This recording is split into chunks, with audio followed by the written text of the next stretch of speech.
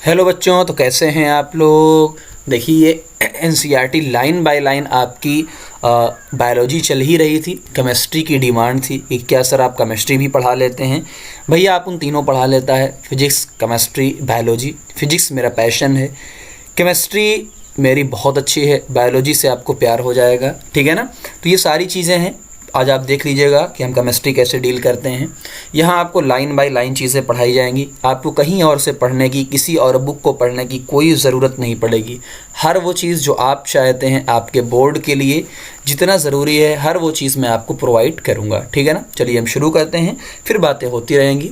सबसे पहली चीज़ आते हैं कि ये चैप्टर किस चीज़ के बारे में है ना, किस चीज़ के बारे में है। तो what is this chapter about. This chapter introduce you chemical reaction, कि जो भी केमिकल रिएक्शन होती है, आपने फिजिकल चेंज और केमिकल चेंज क्लास 9th में पढ़ा होगा। तो यहाँ पे हम केमिकल चेंज यानी केमिकल रिएक्शन के बारे में पढ़ने वाले हैं। The change that occur during these reaction, यानी जब रिएक्शन होता है उसमें क्या क्या चेंजेस होते हैं उसकी बारे में बात करेंगे। एंड हाउ वी रिप्रेजेंट, और उस केमिकल रिएक्शन को, उस केमिकल इक्वेशन को कैसे लिखना है, कैसे बताना है, कैसे इंट्रोड्यूस करना है, रिप्रेजेंट करना है, हम वो बताने वाले हैं। अब आते हैं एनसीईआरटी के, एकदम लाइन बाय लाइन एनसीईआरटी के चलेंगे, ठीक है ना। Daily life example of chemical reaction. सबसे पहला एनसीईआरटी का जब आप पेज पढ़ेंगे तो वहाँ आपको मिलेगा मिल्क स्पॉइलिंग इन समर, कि ये गर्मियाँ चल रही हैं, दूध फट जा रहा है, क्या रीज़न है। ड्यू टू द बैक्टीरिया, तो ये बैक्टीरिया ऐसा क्यों होता है, बैक्टीरिया की वजह से होता है। अ न्यू सब्सटेंस फॉर्म, तो खट्टा हो जाता है। लैक्टोबैसिलस आपने नाम पढ़ा होगा, है ना, तो उसकी वजह से ऐसा होता है। देखो एक नई चीज़ बन गई, पहले था दूध, अब ये बन गया, एक अलग चीज़ बन गई है। रस्टिंग ऑफ आयरन, ऐसे ही आयरन रिएक्ट करता है ऑक्सीजन के साथ और क्या बना लेता है, रस्ट, एक नई चीज़ बन जाती है। Grapes fermenting, sugar turn into alcohol, ये आपको भी पता होगा, अंगूर को सड़ा कर फर्मेंटेशन करके शराब बनाई जाती है ना, ये आपको पता होगा। तो शुगर टर्न इनटू अल्कोहल, यहाँ पे अल्कोहल आपको दिया हुआ है। तो ये बातें भी पूछी जा सकती हैं, कौन किस में कन्वर्ट हुआ है, तो ये आपको याद होना चाहिए। कुकिंग फूड, रॉ इंग्रेडिएंट, आपने कच्चा जो भी चीज़ लिया, पनीर लिया या जो भी चीज़ खाने वाली ली, रॉ मटेरियल लिया और उसको अनचेंज किया यानी पकाया, तो एक नई चीज़ आपकी बन गई। डाइजेशन इन आवर बॉडी, आप कॉम्प्लेक्स फूड खाते हो, आप पढ़ने वाले हैं। हम लोग का बायोलॉजी में 2 लेक्चर हो गया है, आप ज़रूर वो करिएगा, बहुत अच्छा है। तो अब डाइजेशन की बात वहाँ करने वाले हैं कि जो भी खाना हम खाते हैं, कार्बोहाइड्रेट लेते हैं, फैट लेते हैं, प्रोटीन्स लेते हैं, वो सारे कॉम्प्लेक्स मटेरियल होते हैं, बट बॉडी उनको यूज़ नहीं कर पाती है, इसलिए डाइजेस्ट करना पड़ता है, तोड़ना पड़ता है सिंपल सब्सटेंस में। ये धीरे धीरे आप पढ़ने वाले हैं। उसके बाद आते हैं रेस्पायरेशन, कि ऑक्सीजन का यूज़ करके रिस्पायरेशन क्या होता है, आपने क्लास 7th वगैरह में पढ़ रखा होगा, यहाँ भी पढ़ने वाले हैं। कि ब्रीदिंग क्या होता है, सांस लेना, लेकिन उसी सांस को लेकर, उसी ऑक्सीजन को लेकर जब खाने को तोड़ा जाता है बॉडी के अंदर और उससे एनर्जी मिलती है, release energy, oxygen react with glucose to release energy, energy release करते हैं, तो एक नई चीज़ बनती है, तो उसे क्या बोलेंगे, केमिकल रिएक्शन। तो ये 6 एग्जाम्पल जो एनसीईआरटी में दिए हुए हैं, हमने उनको डिस्कस किया। तो की कॉन्सेप्ट क्या हमारा है, in all these example the original substance change into something new, तो जो ओरिजिनल सब्सटेंस था एक नए सब्सटेंस में बदल जाता है, इसे कहते हैं केमिकल रिएक्शन। तो बोर्ड के लिए डिफिनीशन क्या है, देख लीजिए आप। A chemical reaction is a process in which one or more substance, जिसे हम रिएक्टेंट बोलेंगे, तो एक या एक से ज़्यादा or converted into one or more new substance. यहाँ आपको ये याद रखना है कि न्यू सब्सटेंस बनता है, नया सब्सटेंस बनता है, इसे क्या बोलेंगे। अच्छा एक और चीज़ है, प्रोडक्ट बोलेंगे विद डिफरेंट प्रॉपर्टी, कि पहले वाला अलग था अब अलग होगा। बात समझ में आ गई, पहले चीज़ें अलग थीं अब चीज़ें अलग होंगी। एक चीज़ का यहाँ ध्यान रखना होता है कि केमिकल चेंज के अंदर बहुत सारे लोग पानी को भी इंक्लूड करते हैं, तो ऐसा नहीं होगा, वो फिजिकल चेंज है। आइस कन्वर्ट हो रहा है किसके अंदर, वाटर के अंदर, तो वो एक फिजिकल चेंज होगा, ये बात आपको ध्यान रखनी है। आइए आगे बढ़ते हैं। अब आते हैं indicator of the chemical reaction. यहाँ आपको इंपॉर्टेंट कर देता हूँ, ये आपको एग्जाम्पल के साथ याद रखना है। कई बार एक एक एग्जाम्पल पूछ लेता है, तो इस चीज़ को थोड़ा सा आप VIP कर लो, ताकि आपको देखो बताना सबको आता है बट एग्जाम्पल के साथ बताना सबको नहीं आता है।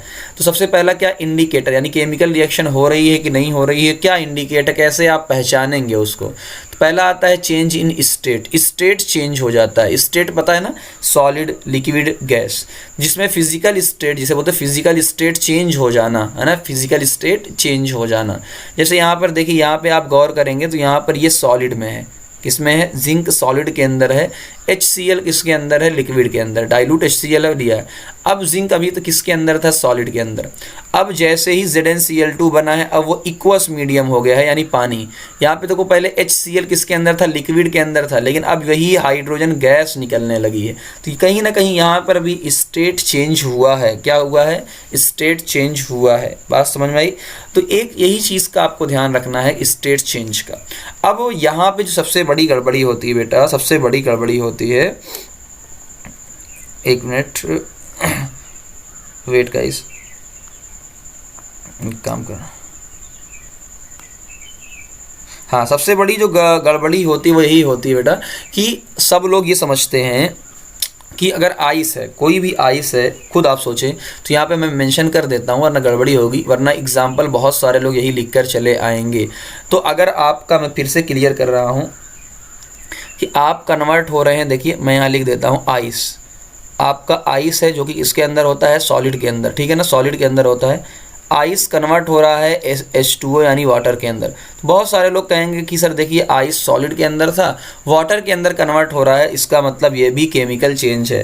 तो आप ये याद रखिएगा, सिंपल सी बात है कि जब भी ऐसी चीज़ें होती हैं, ये आइस और वाटर दोनों H2O हैं, कोई नया सब्सटेंस नहीं बना है, तो इसको हम इंक्लूड नहीं करेंगे। ये सबसे इंपॉर्टेंट पॉइंट मैं ऐड कर रहा हूँ, वरना गलतियाँ होती हैं। इसको हम इंक्लूड नहीं करेंगे। सिंपल सी बात है कि केमिकल कंपोजिशन, खुद सोचो, आइस भी वाटर होता है ना, तो जो केमिकल कॉम्बिनेशन है दोनों का, हमने कहा था कि कोई डिफरेंट प्रॉपर्टी, डिफरेंट चीज़ें आनी चाहिए, डिफरेंट केमिकल कॉम्बिनेशन आना चाहिए, बट यहाँ पे तो सेम आ रहा है। तो यहाँ पे जिंक लिया, सिर्फ जिंक था, यहाँ ZnCl2 बना, यहाँ HCl था, यहाँ H2 बना, एक नई चीज़ आपके सामने आ रही। जबकि आइस का भी जो था H2O, ये भी था और ये भी H2O बन रहा है। तो आइस से H2O बनना, सॉलिड से लिक्विड बनना, ये सारी चीज़ें क्या है, फिजिकल चेंज है, केमिकल चेंज नहीं है। ये आपको स्पेशली याद रखना है। अगला, अब दूसरी चीज़ क्या आई कि कलर चेंज। आपने कहा एक स्टेट चेंज हुआ, सॉलिड से लिक्विड में कन्वर्ट हुआ। अब दूसरा है कलर चेंज। तो कलर चेंज का बहुत अच्छा एग्जाम्पल आपसे पूछ लिया जाता है। ये देखिए, कॉपर ब्राउन कलर का होता है वो AgNO3। NO3 को मैं साइड में लिखता हूँ, नाइट्रेट बोलते हैं। बात समझ में आई। तो यहाँ लिख देता हूँ ताकि आपको कोई दिक्कत ना हो कि जो NO3 होता है, पहली चीज़ NO3 पे -1 चार्ज है यहाँ पे, तो NO3 को बोलते हैं नाइट्रेट, है ना, नाइट्रेट, नाइट्राइट, है ना, आइट, ये सारी चीज़ें आप धीरे धीरे पढ़ने वाले हैं। तो ये नाइट्रेट है, पहली चीज़ तो आपको ये क्लियर होना चाहिए साइड में कि हाँ ये नाइट्रेट। अब पढ़ के नाम देख लो, कॉपर ब्राउन कलर का है, Ag मतलब सिल्वर, सिल्वर नाइट्रेट कोई कलर नहीं होता, मैंने कट किया। अब जब रिएक्शन इनकी हुई तो Ag बना और Ag सिल्वर कलर यानी ग्रे कलर का होता है। साथ में देखो Cu यानी कॉपर नाइट्रेट, तो कॉपर नाइट्रेट ब्लू कलर का होता है। ये बहुत इंपॉर्टेंट है, आप याद रखिए, कॉपर नाइट्रेट ब्लू कलर का, कॉपर सल्फेट ऐसे ही ब्लू कलर का होता है। धीरे धीरे जो पूरी केमिस्ट्री के अंदर जो कलर वाले सब्सटेंस है मैं उनको अलग से बना दूंगा, कोई दिक्कत नहीं है। तो ये आपको याद रखना है, कलर वाला चेंज होगा तो स्पेशल एग्जाम्पल याद रखना है। कई बार वो सीधे आपसे पूछ लेता है कि एग्जाम्पल के साथ बताइए, तो फिर प्रॉब्लम हमारे साथ क्रिएट हो जाती है। फिर आते हैं इवोल्यूशन ऑफ द गैस।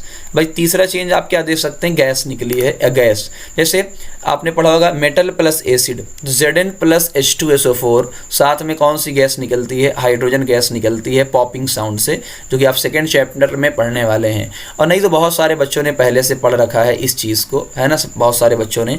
यहाँ पे मैं लिख देता हूँ साइड में कि देखिए क्या पढ़ रखा है, मेटल, M से metal, metal plus acid.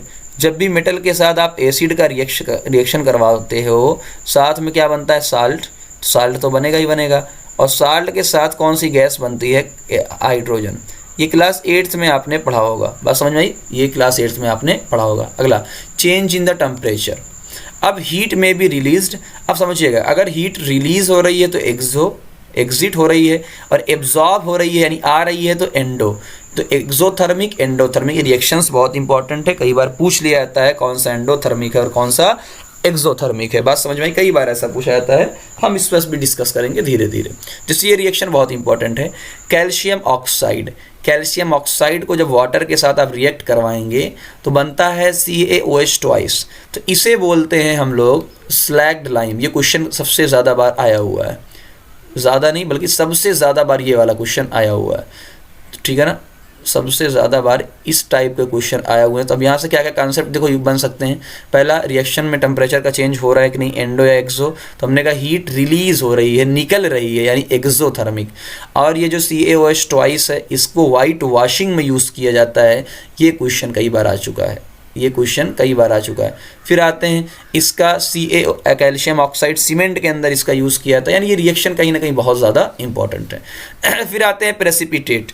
Precipitate का मतलब क्या होता है बेटा, जो नीचे बैठ जाता है सॉलिड के फॉर्म में। हम धीरे धीरे इसको भी पढ़ने वाले हैं। सॉलिड के फॉर्म में नीचे देखो इनसॉल्यूबल सॉलिड, देखो लिखा है ना, एक इनसॉल्यूबल सॉलिड जिसे हम बोलते हैं प्रेसिपिटेट, वो नीचे बैठ जाता है। ये रिएक्शन धीरे धीरे आप उसमें पढ़ेंगे ही, बट ये रिएक्शन बहुत ज़्यादा इंपॉर्टेंट है। तो इसको भी मैं VIP बहुत ज़्यादा इंपॉर्टेंट, आप देखिएगा PYQ कितनी बार आए हुए हैं। तो BaCl2 barium chloride plus Na2SO4 sodium sulphate. तो जब इसमें आयन का एक्सचेंज हो रहा है, देखो Ba के साथ Cl है तो Ba के साथ SO4 आ जा रहा है। ऐसे ही Na के साथ क्या है, SO4 है, Cl है। 2 बार इसको हम पढ़ेंगे डबल डिस्प्लेसमेंट, तो वाइट प्रेसिपिटेट बन जाता है। कैसा, वाइट कलर का। उसको तो निशान ऐसे लगा कि नीचे की तरफ बैठ गया है। तो ये आपको कम से कम पता चला कि रिएक्शन क्या होती है, रिएक्शन में क्या क्या चेंजेस होते हैं और क्या क्या हो सकते हैं। अब एक्टिविटी 1.1 पे आते हैं। इस पे मैंने पिछली बार भी मार्क किया था कि ये क्वेश्चन आएगा, और 2025 में ये क्वेश्चन आया भी था, ये क्वेश्चन आया भी था। तो आइए डिस्कस कर लेते हैं कि क्वेश्चन क्या है, एक्टिविटी क्या है, सारी चीज़ें क्या है, 1 बाय 1 हम बात करते हैं। एक्टिविटी में सबसे पहले ये कहा जा रहा है, देखो की पॉइंट है, clean magnesium ribbon before burning. सबसे पहले आपसे ये कह रहा है कि एक्टिविटी नीड टीचर असिस्टेंस, जो भी चीज़ें हैं ये सारी चीज़ें, रबिंग विद एंड पेपर, है ना। तो पहली चीज़ यही कह रहा है क्लीन मैग्नीशियम रिबन, कि मैग्नीशियम रिबन को आप पहले क्लीन कर लीजिए। तो यहाँ पे देखो लिखा हुआ है क्लीन क्यों करेंगे, cleaning remove any layer of oxide. होता क्या है कि बेटा मैग्नीशियम एक मेटल है, उसके ऊपर ऑक्साइड की लेयर आ जाती है। जब भी ऑक्साइड की लेयर आ जाएगी तो वो जल नहीं पाएगा, इसलिए क्या करते हैं, रब करते हैं, ताकि आराम से वो क्या है, ऑक्साइड की लेयर हट जाए और वो प्रॉपरली बर्न हो पाए। तो एक क्वेश्चन यहाँ कई बार ये बना हुआ। दूसरा, use tongs and keep it away from the eyes, यानी उससे कहा जा रहा है कि आपको टोंग, ये जो है ना पकड़ने वाला, उससे पकड़िए ताकि आपकी सेफ्टी रहे, और आंखों से दूर करिए, चश्मा वगैरह लगाइए, ठीक है ना। पहली चीज़, burn magnesium ribbon using a burner, आप स्पिरिट, जाहिर सी बात है आप बर्न करेंगे, ठीक है ना। तो लैंप से ही, किसी ना किसी स्पिरिट से या लैंप से ही बर्न करेंगे, ठीक। कलेक्ट द वाइट पाउडर, अब जो बन रहा है वो क्या बन रहा है, वाइट पाउडर बन रहा है, उसको कलेक्ट करिए, और वही वाइट पाउडर क्या है, मैग्नीशियम ऑक्साइड। बात समझ में आई। अब मुद्दा हमारे लिए ये वाली लाइन नीचे की है। तो एक चीज़ तो हम क्या ऑब्जर्व करेंगे उस बात पे चर्चा करते हैं। When the magnesium ribbon burn, जब मैग्नीशियम रिबन जलता है, इट प्रोड्यूस अ ब्राइट, है ना, ब्राइट वाइट डैजलिंग। बात समझ में आई। आपको ये दिखेगा क्लियरली आप जब जलाएंगे, ठीक है ना, या एक्सपेरिमेंट करवाया जाएगा आपको, तो उसमें आपको पता चलेगा कि डैजलिंग, तो वाइट डैजलिंग फ्लेम आता है। कैसा, वाइट डैजलिंग फ्लेम, यानी बहुत ब्राइट सा आता है फ्लेम, जो भी आएगा चमचमाता हुआ फ्लेम आएगा। बात समझ में, चमचमाता हुआ। तो ये चीज़ आपको बहुत अच्छे से ध्यान रखना है कि वाइट, ब्राइट वाइट डैजलिंग, खूब चमचमाता हुआ, खूब रोशनी वाला फ्लेम आपके सामने आएगा। And change into white powder, अब ये किस में चेंज हो जाएगा, वाइट पाउडर के अंदर। यही वाइट पाउडर क्या है, मैग्नीशियम ऑक्साइड। देखो यही वाइट पाउडर, अभी ना ये जो ये मैग्नीशियम ऑक्साइड बना है, ये क्या था, यही वाइट पाउडर ही मैग्नीशियम ऑक्साइड है, यही वाइट पाउडर ही मैग्नीशियम ऑक्साइड। तो यानी मैग्नीशियम ने रिएक्ट किया ऑक्सीजन के साथ, तो बन गया मैग्नीशियम ऑक्साइड। बात समझ में आ गई।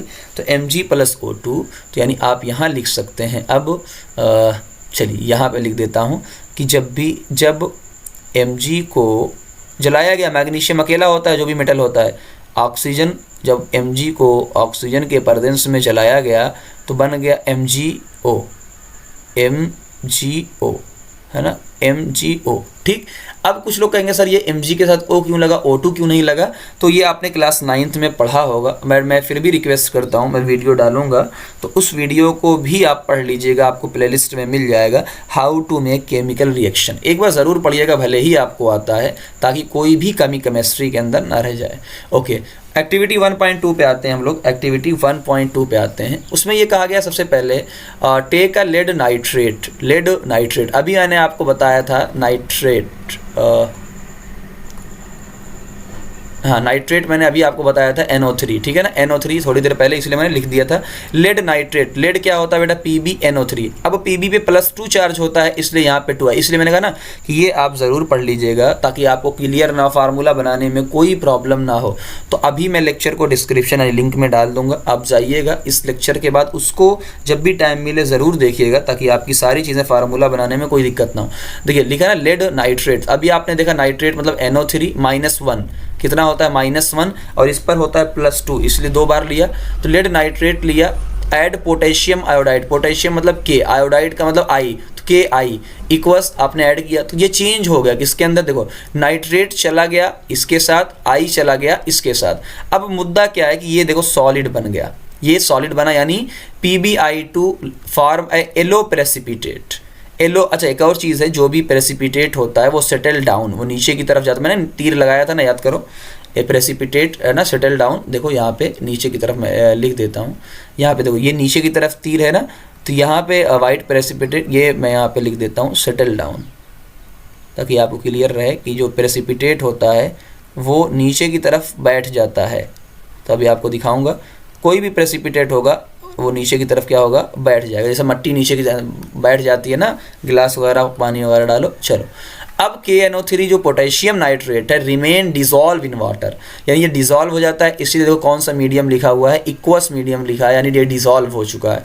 तो ये भी एक क्वेश्चन एक अच्छा बनेगा कि इसमें जो प्रेसिपिटेट है किसका बनता है, तो PbI2, वो भी येलो कलर का। तो यहाँ आप डायग्राम देख सकते हैं, लेड नाइट्रेट का सॉल्यूशन लिया, पोटेशियम आयोडाइड का सॉल्यूशन लिया, येलो प्रेसिपिटेट बना है। कैसा है, येलो प्रेसिपिटेट बना है, किसका बना है लिख लो यहाँ पे, येलो प्रेसिपिटेट बना है, किसका बना है, PbI2 का, किसका बना है, PbI2। तो PbI2 का येलो प्रेसिपिटेट बना है। तो ये अच्छा क्वेश्चन बन सकता है। एक्टिविटी 1.3 के बारे में चर्चा करते हैं। इसमें क्या है, take a few zinc granule, सबसे पहले आपने जिंक का ग्रेन्यूल लिया, जिंक एक मेटल है, ठीक है सर, आपने जिंक ग्रेन्यूल लिया। ऐड डाइल्यूट हाइड्रोक्लोरिक एसिड या सल्फ्यूरिक एसिड, तो या तो आप H2SO4 ऐड करो या तो HCl ऐड करो, कोई बात नहीं, यानी आपने सिंपल सी बात है एसिड ऐड करना है। क्या ऐड करना है, एसिड, तो नाम में ही एसिड है, तो यानी आपने मेटल लिया और एसिड। थोड़ी देर पहले अभी हमने पढ़ा था कि जब भी हम मेटल और एसिड की रिएक्शन करते हैं हाइड्रोजन गैस निकलती है, मेटल और एसिड। तो वही देखो यहाँ पे लिखा, what happen when zinc come in contact with dilute acid, a chemical reaction take place, simple सी बात। यू विल ऑब्जर्व बबल, तो हम बबल को ऑब्जर्व करेंगे, ये बात हमने पहले ही कहा, क्योंकि आपको कौन सी गैस निकल, farming around the zinc granule, तो यहाँ आपको दिखेगा है ना बबल, तो यानी पानी के अंदर जो बबल निकलती है उसे बोलते हैं इफ्रवेंस, है ना, इफ्रवेंस, ठीक। इस द केमिकल रिएक्शन, तो देखो metal plus acid, metal plus acid, salt plus hydrogen gas, ये हाइड्रोजन गैस निकलेगी। साथ में देखो लिखा है ना, bubble of hydrogen gas release हो रही है, सिंपल सी बात।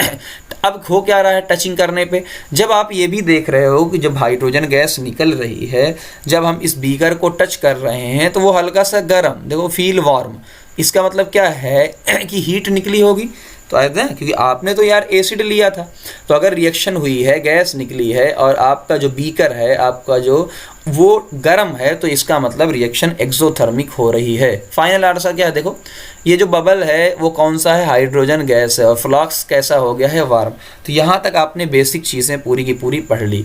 अब आते हैं केमिकल इक्वेशन क्या होता है। अब देखो जो बड़ी बड़ी रिएक्शन है कि सिंबॉलिक रिप्रेजेंटेशन, कि आप सिंबल के फॉर्म में, जैसे आपने लिखा मैग्नीशियम पूरा लिखा तो उसको Mg के फॉर्म में लिखा, हमने ऑक्सीजन पूरा लिखा लेकिन उसको O2 के फॉर्म में लिखा जाता है। तो ऐसे जब रिएक्शन होती है, उस पूरी रिएक्शन को आप सिंबॉलिक रिप्रेजेंटेशन देंगे तो उसे बोलते हैं केमिकल इक्वेशन।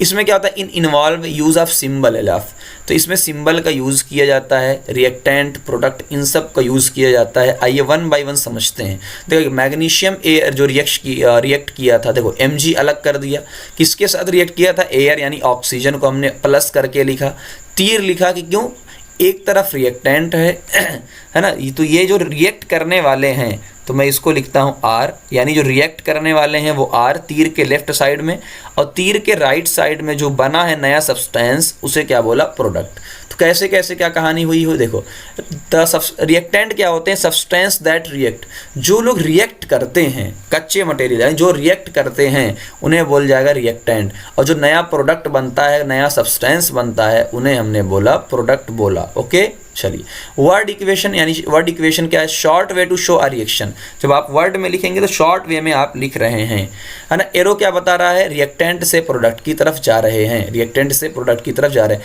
एलएचएस में लेफ्ट हैंड साइड में आपको रिएक्टेंट मिलेगा, राइट हैंड साइड में आपको प्रोडक्ट मिलेगा।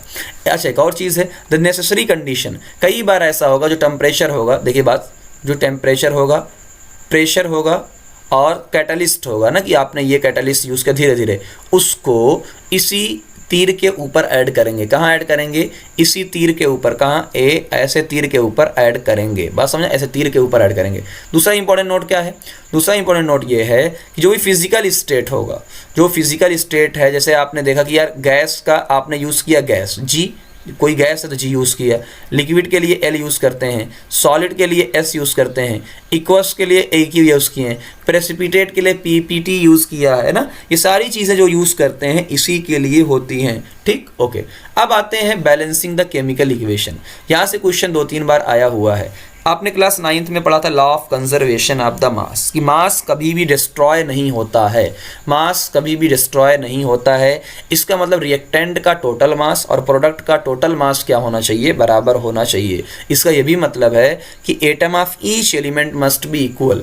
ये कैसे होगा कि लेफ्ट साइड में और राइट साइड में जो एटम होने चाहिए वो इक्वल होना चाहिए, तभी तो मास बराबर आएगा, सिंपल सी बात है ना। अच्छा, एक और चीज़ है, जैसे आपने देखा Mg + O2 MgO, है ना। यहाँ पे हम डिस्कस कर लेते हैं 1 by 1 ताकि कोई दिक्कत ना हो। सबसे पहले देखिए Mg कितना है, 1। यहाँ पर देखो LHS में, देखो राइट LHS में Mg 1 है, यहाँ पर भी Mg 1 है, बट यहाँ पर ऑक्सीजन 2 है और यहाँ पर क्या है, ऑक्सीजन 1 है। क्या है, 1 है। इसका मतलब क्या होगा कि मुझे एटम को बैलेंस करना पड़ेगा। तो मैंने क्या किया, मैं हमेशा आगे मल्टीप्लाई करूँगा। कहाँ, आगे। तो देख लो मैंने जैसे लिखा, यहाँ से 2 से मल्टीप्लाई किया, ठीक है। अब 2 से तो मल्टीप्लाई आपने पढ़ा Mg में भी होगा और 2 से मल्टीप्लाई ऑक्सीजन में भी होगा, सिंपल सी बात है। तो ऑक्सीजन तो बैलेंस हो गया, लेकिन मेरा Mg तो 2 हो गया, तो इस तरफ क्या कर देंगे आप, 2 कर देंगे। अब देखिए बराबर कर लीजिए, 2 Mg इधर, 2 Mg इधर, 2 ऑक्सीजन इधर, 2 ऑक्सीजन इधर। आगे आते हैं, यहाँ पे हाइड्रोजन 2 है, यहाँ पर भी हाइड्रोजन 2 है, LHS RHS बराबर है, लेकिन यहाँ पे ऑक्सीजन 2 है और यहाँ ऑक्सीजन कितनी है, 1 है। इसका मतलब मुझे इधर 2 से मल्टीप्लाई करना पड़ेगा। अब 2 से जैसे ही मल्टीप्लाई किया तो भैया हाइड्रोजन तो क्या हो गया, 4, तो इधर भी हमने 2 से मल्टीप्लाई किया ताकि हाइड्रोजन हो जाए 4। ओके, अब आते हैं, देखो इधर कार्बन 1, इधर भी कार्बन 1, इधर ऑक्सीजन 1, इधर भी ऑक्सीजन 1, इधर क्या है, हाइड्रोजन है 4, इधर है 2, तो हमें 2 से मल्टीप्लाई करना पड़ गया। सिंपल सी बात है, एक इजी वे में। हालांकि आपको पूरा सीखना है, तो एक बात आपको याद रखना चाहिए कि अगर आपके मास को इक्वल करना है तो आपको ये एटम को भी इक्वल करना पड़ेगा। चलिए, अब देखो मुद्दा ये वाला क्वेश्चन आया था, तो मैंने ऐड किया PYQ में, एनसीईआरटी में नहीं लिखा है PY, composition of reactant does not same. सही बात है, बिफोर एंड आफ्टर आपने लिया था Mg और साथ में लिया था O2, यहाँ जाके MgO बन गया, यानी रिएक्टेंट अलग हो गया, पूरा उसका कंपोजिशन में चेंज हो गया। यहाँ कुछ और, यहाँ लिया था H2, यहाँ लिया था O2, वहाँ जाके बन गया H2O, तो यानी कंपोजिशन सेम नहीं रहता है, तभी तो क्या बना है आपका chemical reaction. Balancing is needed to make a chemical equation correct. सही बात, अगर केमिकल इक्वेशन को करेक्ट बनाना है तो आपको बैलेंसिंग की ज़रूरत पड़ेगा। अनबैलेंस इक्वेशन का मतलब जो नंबर मैच नहीं करता, बैलेंस इक्वेशन का मतलब नंबर दोनों तरफ क्या रहते हैं, सेम रहते हैं। तो according to law of conservation of mass, वरना आप करके देख लीजिएगा कि जो भी इम्बैलेंस होगी, जो रिएक्शन बैलेंस नहीं होगी, उसका मास आप लिखिएगा, है ना। जैसे हाइड्रोजन का 1 होता है, ऑक्सीजन का 16 होता है, वो अलग आएगा, LHS में अलग, RHS में अलग। अब आते हैं हाउ टू बैलेंस। एनसीईआरटी ने पूरा 1.5 पेज, आई थिंक 2.5, 1, 2, 3 3 पेज के अंदर समझाया है कि कैसे बैलेंस करते हैं। हम उसको बहुत समराइज फॉर्म में समझने वाले हैं और उसके बाद मैं आपको बताऊंगा कि आपको बैलेंसिंग का क्या करना है। सबसे पहले उसने ये कहा ड्रा बॉक्सेस अराउंड फार्मूलाज। आप पूरा पढ़ के देखिए, हमने समराइज कर दिया है कि आप बॉक्स बनाइए, है ना। ड्रा बॉक्सेस अराउंड फार्मूलाज यानी एनीथिंग, बॉक्स के अंदर कुछ चेंज मत करिए। आयरन को आयरन रहने दीजिए, हाइड्रोजन को हाइड्रोजन रहने दीजिए, ऑक्सीजन को ऑक्सीजन रहने दीजिए। उसके बाद क्या करना है, list atom on both side, दोनों साइड के LHS और RHS में आप एटम देख लो क्या क्या हैं। जैसे यहाँ पे देखेंगे ना, रिएक्टेंट में LHS में आप देखेंगे आयरन, है ना, Fe। प्रोडक्ट में आप देखेंगे एक, ठीक है ना। ऐसे ही तो 1 बाय 1 आप जैसे ही डिस्कस करेंगे, 1 बाय 1 आप देखेंगे LHS में, ठीक। तो रिएक्टेंट आपको दिख जाएगा, हाइड्रोजन आपको दिख जाएगा, एक ही है, यानी देखो Fe एक, ठीक। और प्रोडक्ट में आप देखेंगे तो यहाँ पे क्या है आपका 3, है ना। तो एक चीज़ यहाँ देख रहे हैं, हाइड्रोजन, ठीक है, 2 है यहाँ पर भी। अच्छा हाँ, एक चीज़ का मिस्टेक हो गया है, मैं इसको मिटाता हूँ जल्दी से, वो बार बार एक, हाँ ठीक है, यहाँ पे ओके, हाँ प्रोडक्ट में यहाँ पे है 3, तो इसको मिटाते हैं, ये 2 बार खाली छप गया, ओके। तो सबसे पहले आप बताना रिएक्टेंट में और क्या है प्रोडक्ट में आपका, ओके ठीक, हाँ अब आराम से देखिए, ठीक है ना, तो आराम से देखेंगे। यहाँ पर आयरन क्या है, एक है, ठीक है। और राइट साइड में जो RHS में 3 है, यहाँ पे आपको हाइड्रोजन मिलेगा 2, यहाँ पे आपको हाइड्रोजन मिलेगा 2, यहाँ पे एक ऑक्सीजन है, यहाँ पे 4 है, तो अलग अलग है। अब इन्हें बैलेंस करना, क्या करना, balance 1 element at a time, ऐसा नहीं एक एक एलिमेंट को बैलेंस कर पकड़ो, है ना। सबसे पहले देखो ध्यान से, ये जुगाड़ बता रहा हूँ, इस साइड मैंने लिखा, सबसे पहले आप मेटल को पकड़ो। हमेशा, हालांकि कई बार इधर उधर लिखा होता है NCERT वगैरह में। तो सबसे पहले क्या करेंगे हम नॉर्मली, है ना, तो पहले इसके अकॉर्डिंग देख लेते हैं। पहले हमने देखा कि चलो कि ऑक्सीजन को ही बैलेंस कर लो, है ना। तो जो 1 हैविंग मैक्सिमम एटम, तो बताया था सबसे पहले आप मेटल को बैलेंस करो या नॉन मेटल को, फिर ऑक्सीजन को, या जो सबसे ज़्यादा हो। तो हम यहाँ पे सबसे पहले हमने देखा कि सबसे ज़्यादा क्या है हमारा, ऑक्सीजन है। सबसे ज़्यादा क्या है बेटा, ऑक्सीजन है। तो हमें उसको बैलेंस करना है, किसको बैलेंस करना है, बैलेंसिंग द ऑक्सीजन। ऑक्सीजन कैसे बैलेंस करेंगे, आपने ये देखा कि ऑक्सीजन बैलेंस करने के लिए कि राइट साइड में 4 ऑक्सीजन है, राइट साइड में कितना है, 4 ऑक्सीजन है, लेफ्ट साइड में एक ही है, तो आपको इधर 4 से मल्टीप्लाई करना पड़ा। देख लो 4 से मल्टीप्लाई करना पड़ा, सिंपल सी बात है। न्यू इक्वेशन क्या बन गई, देख लो, तो आपने सिर्फ क्या किया, 4 से मल्टीप्लाई किया, ओके। अब आपको हाइड्रोजन बैलेंस करना पड़ेगा, क्यों बैलेंस करना पड़ा, जैसे ही आपने 4 से, ये बात आपको क्लियर होनी चाहिए, मैं क्लियर लिख रहा हूँ, देखिए ये था वाटर, ठीक है सर, ये था वाटर, और आपने 4 से मल्टीप्लाई किया, ओके सर, मल्टीप्लाई। अब सबसे पहले सर अगर हमको 4 से मल्टीप्लाई करना तो एक काम करते, H2O यहाँ लिख देते, 4 हो गया। भाई फार्मूला थोड़ी चेंज करना है, आपने तो पूरा फार्मूला ही चेंज कर देना, फार्मूला नहीं चेंज करना है, फार्मूला वही। जब 4 से मल्टीप्लाई करेंगे वो 4 हाइड्रोजन में भी मल्टीप्लाई होगा और वो 4 ऑक्सीजन में भी मल्टीप्लाई होगा। तो बताइए हाइड्रोजन कितना हो गया, 8, कितना हो गया, 8 हाइड्रोजन हो गया। बात समझ में आ गई। तो जैसे ही आपने मल्टीप्लाई किया तो बताइए 4 H2O, तो हाइड्रोजन कितना हो गया, 8। इसका मतलब अब राइट साइड में भी आपको क्या करना पड़ेगा, 8 करना पड़ेगा, जबकि वहाँ कितना है, 2, वहाँ कितना था, 2, इसलिए आपने वहाँ भी 4 से मल्टीप्लाई किया। बात समझ में आई इतना, अब हो गया सब। अब फिर आपको क्या करना है, Fe3O4 बैलेंस द आयरन। अब सब कुछ हो गया है तो आयरन को बैलेंस करना है। तो आपने देखा कि यार आयरन 3 है, इधर 3 है, तो इधर आपने क्या किया, 3 से मल्टीप्लाई। अब देख लो सारे एटम आपके ऑटोमेटिक बैलेंस हो गए। अब लास्ट में क्या करोगे, फिजिकल स्टेट ऐड कर दोगे, है ना। जैसे Fe सॉलिड के अंदर होता है, ठीक, H2O गैस के अंदर होता है, Fe3O4 सॉलिड के अंदर होता है ना। ये सारी चीज़ें आप ऐड कर सकते हो, ठीक। तो ये आपको ध्यान देना है, 1 बाय 1 है। तो मैंने बहुत इजी तरीके से जो NCERT में 2.5 पेज में था मैंने बता दिया, वरना तरीका आराम से क्या है बन सकता है कि देखिए कई सारे रिएक्शन आपको धीरे धीरे करेंगे। सबसे पहले मेटल या नॉन मेटल को बैलेंस कर लो, फिर ऑक्सीजन को बैलेंस कर लो, लास्ट में जाके हाइड्रोजन बैलेंस करो, तो ऑटोमेटिक आपका सिस्टम सही आएगा। बात समझ में आ गई। तो यहाँ आपको दिखा हुआ है सारी चीज़ें, 1 बाय 1 पढ़ सकते हैं। अब आपको ट्राई करना, अब समझ में ये आना सर अब क्या करें, हम किस तरीके से इस पूरे बैलेंसिंग को सही करें। तो मैं फिर से आपके सामने लेकर आया हूँ, ठीक है ना, एक और वीडियो। हम 1 बाय 1 डिस्कस कर रहे हैं कि बहुत ज़्यादा एक खिंच ना हो जाए इसके अंदर। तो एक मेरी पुरानी वीडियो है, एक मेरी पुरानी, इसको मैं इसको भी लिंक में डाल दूंगा डिस्क्रिप्शन में। तो एक मेरी पुरानी वीडियो है लास्ट ईयर की, बहुत अच्छे से 50+ एग्जाम्पल का मैंने दिया है, वाइट बोर्ड पे है। तो थोड़ा सा आप क्या करिएगा, आप थोड़ा सा नेट खर्च करिएगा थोड़ा सा, और 720p पे उसको देख लीजिएगा, 720p। दोबारा यकीन मानिए इस पूरे चैप्टर या किसी भी चैप्टर में आपको किसी भी चीज़ की ज़रूरत नहीं पड़ेगी। मैंने सारे क्वेश्चन या सारे बैलेंसिंग वाले सारे उसमें ऐड कर दिए, हालांकि हम करने वाले हैं बैलेंसिंग वगैरह वाला क्वेश्चन सारा, बट मैंने वो तो आपके पास 2 वीडियो आ गई है, एक तो केमिकल फार्मूला वाली, ये आप ज़रूर जाके देखिएगा, बात समझ में आ गई तो कोई भी दिक्कत आपको नहीं होने वाली है। 720p पे ज़रूर कर लीजिएगा। ओके, आगे बढ़ते हैं।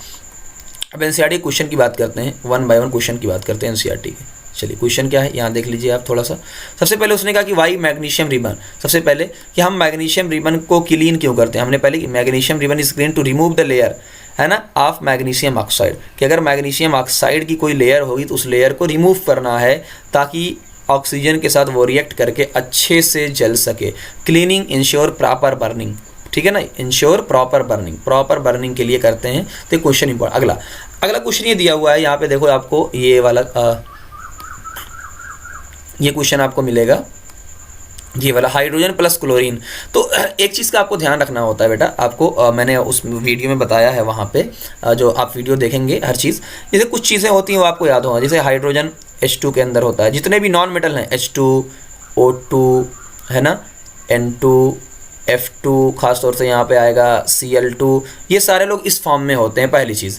दूसरी चीज़ क्या होती है, कार्बन अकेला होता है ना, कार्बन अकेला होता है। नॉन मेटल में दो नॉन मेटल इस तरीके से होते हैं 2 के फॉर्म में। आप किसी भी नॉन मेटल को देखोगे अक्सर नॉन मेटल क्या होता है 2 के फॉर्म में होते हैं, सिवाय कार्बन के। जितने भी मेटल होते हैं वो अकेले होते हैं। जैसे कभी भी आप देखोगे सोडियम को, सोडियम हो गया, पोटेशियम हो गया, है ना, और आपका Mg हो गया, आपका कैल्शियम हो गया, तो ये सब इस फॉर्म में होते हैं। ये फॉर्म आपको याद होना चाहिए ताकि डायरेक्ट देखो। तो आप उसने कहा कि यार हाइड्रोजन है H2 के फॉर्म में, उसने कहा Cl2 के फॉर्म में, ठीक है ना, Cl और हाइड्रोजन क्लोराइड यानी HCl। अब आपको बैलेंस करना है, तो बैलेंस कैसे करेंगे आराम से देख लो। यहाँ पे 2 तो यहाँ आपने 2 से मल्टीप्लाई कर दिया। ओके, फिर आया बेरियम क्लोराइड BaCl2। अब कुछ लोग कहेंगे सर ये कैसे बना, क्या है, तो मैंने इसीलिए कहा था ना कि आप वो वीडियो जब देखेंगे कि रिएक्शन कैसे बनाना है, how to make the reaction, 5 formula, chemical formula 5 second के अंदर, 10 सेकंड के अंदर कैसे बनाएं, तब ये पूरी चीज़ें आपको क्लियर हो जाएंगी किसको क्या कहते हैं किसको। तो बेरियम क्लोराइड BaCl2, साथ में एल्युमिनियम यहाँ पे BaCl2 एल्युमिनियम सल्फेट। तो सल्फेट क्या होता है SO4, ये आपको पता होना चाहिए। फिर बेरियम सल्फेट यानी BaSO4 और एल्युमिनियम क्लोराइड। तो क्यों किसके साथ क्या क्या लगा हुआ है, क्यों Cl2 लगा हुआ है, क्यों सल्फेट के साथ 3 लगा हुआ है, ये सारी चीज़ें प्रॉपर आपको वहाँ पे मिल जाएंगी, इसलिए घबराने की कोई ज़रूरत नहीं है। आप आराम से जाके वो वीडियो देख लीजिएगा, डिस्क्रिप्शन में आपको लिंक मिल जाएगा या प्ले लिस्ट के अंदर। ओके, फिर आते हैं सोडियम प्लस वाटर। तो सोडियम यानी अकेले मैंने कहा था ना, अकेला देखो Na, वाटर H2O, साथ में क्या बन गया सोडियम हाइड्रोक्साइड यानी NaOH, और साथ में H2 हो गया। अब आता है right a balance chemical equation with state symbol के साथ लिखना क्या, सॉल्यूशन ऑफ बेरियम क्लोराइड, देखो वही बेरियम क्लोराइड लिख दिया, and in water react to give, अब समझिए, एंड सोडियम सल्फेट, तो सोडियम सल्फेट हमने लिख दिया, इनसॉल्यूबल बेरियम सल्फेट, तो बेरियम सल्फेट लिख दिया, और इसने कहा सोडियम क्लोराइड, तो हमने लिख दिया। जैसे जैसे वो कह रहा है हम लिख रहे हैं। तो बस एक ही प्रॉब्लम बच्चों को आएगी, सर फार्मूला कैसे बनाएं, तो फार्मूला बनाने का तरीका मैंने आपको बता दिया है, आप उसको ज़रूर फॉलो करिएगा। फिर आते हैं सोडियम हाइड्रोक्साइड NaOH, सिक्स में HCl के अंदर। अच्छा, एक चीज़ यहाँ पे सबके अंदर लिख रहा है इन वाटर, क्या लिख रहा है, हर जगह क्या लिख रहा है, सॉल्यूशन इन वाटर, जहाँ लिख दे इन वाटर, तुरंत समझ जाए इन वाटर का मतलब किसकी बात कर रहा है, वो इक्वस मीडियम की बात कर रहा है। किसकी बात कर रहा है, इक्वस मीडियम, तो इक्वस का मतलब वाटर के अंदर, बात समझे। तो NaCl और H2O बनता है। तो ये NCERT के क्वेश्चन थे। अब हम डिस्कस कर रहे हैं NCERT के क्वेश्चन जो एक्सरसाइज के अंदर दिए हुए हैं। किसके अंदर दिए हुए हैं, एक्सरसाइज के अंदर जो क्वेश्चन दिए हुए हैं उनको हम डिस्कस करते हैं, एक्सरसाइज के क्वेश्चन।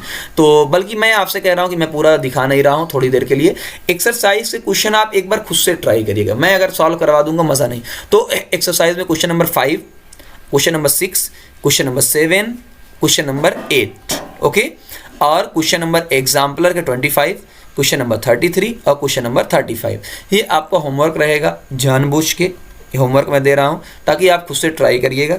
मैं अगले वीडियो में पहले इसको सॉल्व करवाऊंगा, सॉल्व करवाने के बाद ताकि आपको उस वक्त तक रिएक्शन बनानी भी आ जाएगी, तो उस वक्त हमको बहुत अच्छे से सारी चीज़ें आ जाएंगी। ओके, तो जाके आज आपका होमवर्क रहेगा, आप जाके वीडियो देखिएगा, 2 वीडियोस इसके अलावा रिएक्शन बनाना कैसे है ना, रिएक्शन बनाना कैसे है और रिएक्शन को बैलेंस कैसे करना है, ये वीडियो आप देखिएगा, आपको ये चैप्टर 100% बहुत अच्छा हो जाएगा। फिर हम अगले लेक्चर में बात करेंगे 1 बाय 1। तो इस वीडियो को ज़रूर शेयर करिएगा दोस्तों तक, बताइएगा ये वीडियो कैसा लगा, केमिस्ट्री में पढ़ा पाता हूँ जाना ही। Thank you very much.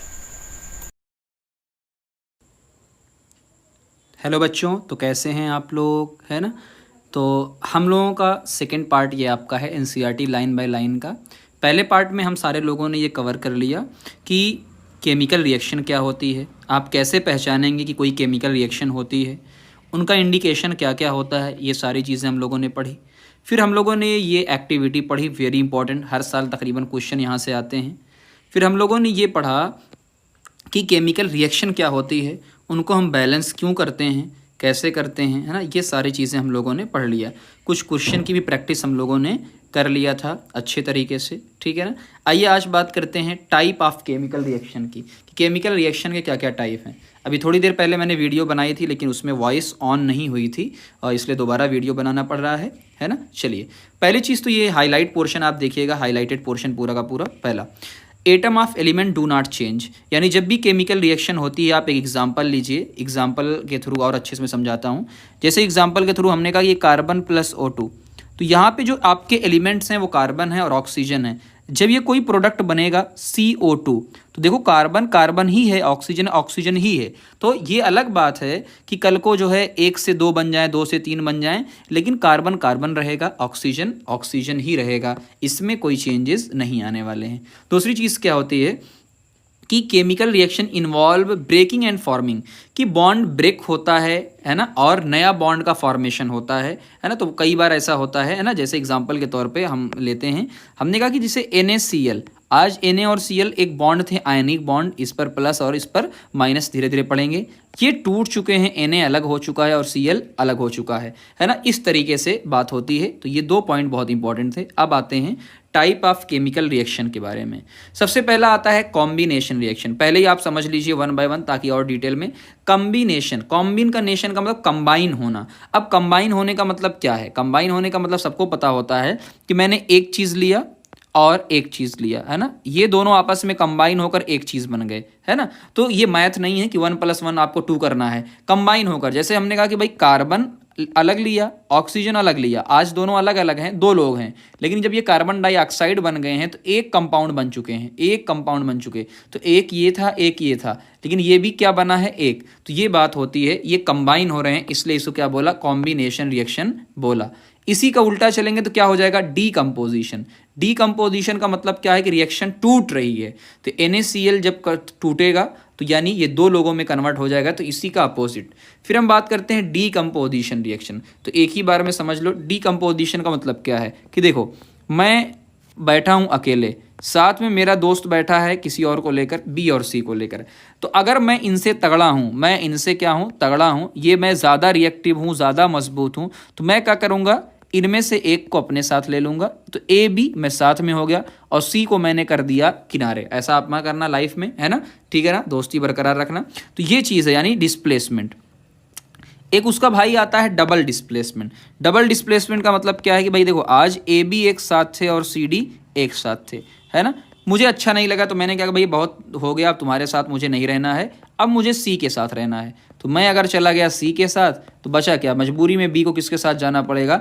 D के साथ जाना ही पड़ेगा, दोनों के पास कोई चारा नहीं। तो ये 2 लोग डिस्प्लेस यानी डबल डिस्प्लेसमेंट। फिर एक हो जाता है ऑक्सीडेशन और एक हो जाता है रिडक्शन रिएक्शन।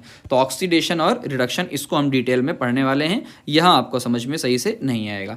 अब हम बात करते हैं कॉम्बिनेशन रिएक्शन। जैसा कि मैं आपको समझा चुका हूँ, कॉम्बिनेशन रिएक्शन बहुत इंपॉर्टेंट।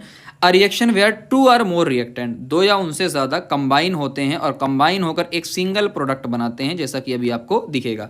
अच्छा, ये जो लोग कंबाइन हो रहे हैं 2 लोग, ये एलिमेंट भी हो सकते हैं, दोनों आपस में कंपाउंड हो सकते हैं, या एलिमेंट और कंपाउंड आपस में ऐड हो सकते हैं, है ना। 9th में आपने पढ़ा था एलिमेंट और कंपाउंड क्या होते हैं, और एक नया कंपाउंड बनाते हैं। ये सबसे पहला और सबसे VIP example, when we burn magnesium, यानी आपने क्या लिया है? मैग्नीशियम। कहाँ पे? एयर के अंदर। तो एयर के अंदर क्या होती है? ऑक्सीजन के प्रेजेंस में जानते हैं, क्लास 8th में आपने पढ़ा है। तो मैग्नीशियम प्लस ऑक्सीजन, ये क्या बन गया? मैग्नीशियम का ऑक्साइड, जो कि सॉलिड होता है, आपको ये ध्यान देना है। दूसरी चीज़ क्या है? फॉर्मेशन ऑफ द वाटर, यानी H2, यानी H2 लिया है आपने, है ना, और O2 लिया है, हाइड्रोजन और ऑक्सीजन लिया है, और बन गया है वाटर। तो सबको पता होता है एक चीज़ कि जो हाइड्रोजन होता है वो बर्न करता है ना, जलता है। अगर आप हाइड्रोजन को जलाएंगे, यानी फ्यूल के रूप में भी यूज़ होता होता है, क्लास 8 की साइंस में आपने पढ़ा होगा। अल्टरनेटिव सोर्स इसको बना रहे हैं, हाइड्रोजन फ्यूल। दूसरा ऑक्सीजन सपोर्ट कंबस्शन, यानी ऑक्सीजन कंबस्शन को सपोर्ट करता है, यानी और अच्छा जलाएगा। और वाटर के बारे में तो आपको पता ही है ना, बताने की ज़रूरत है नहीं।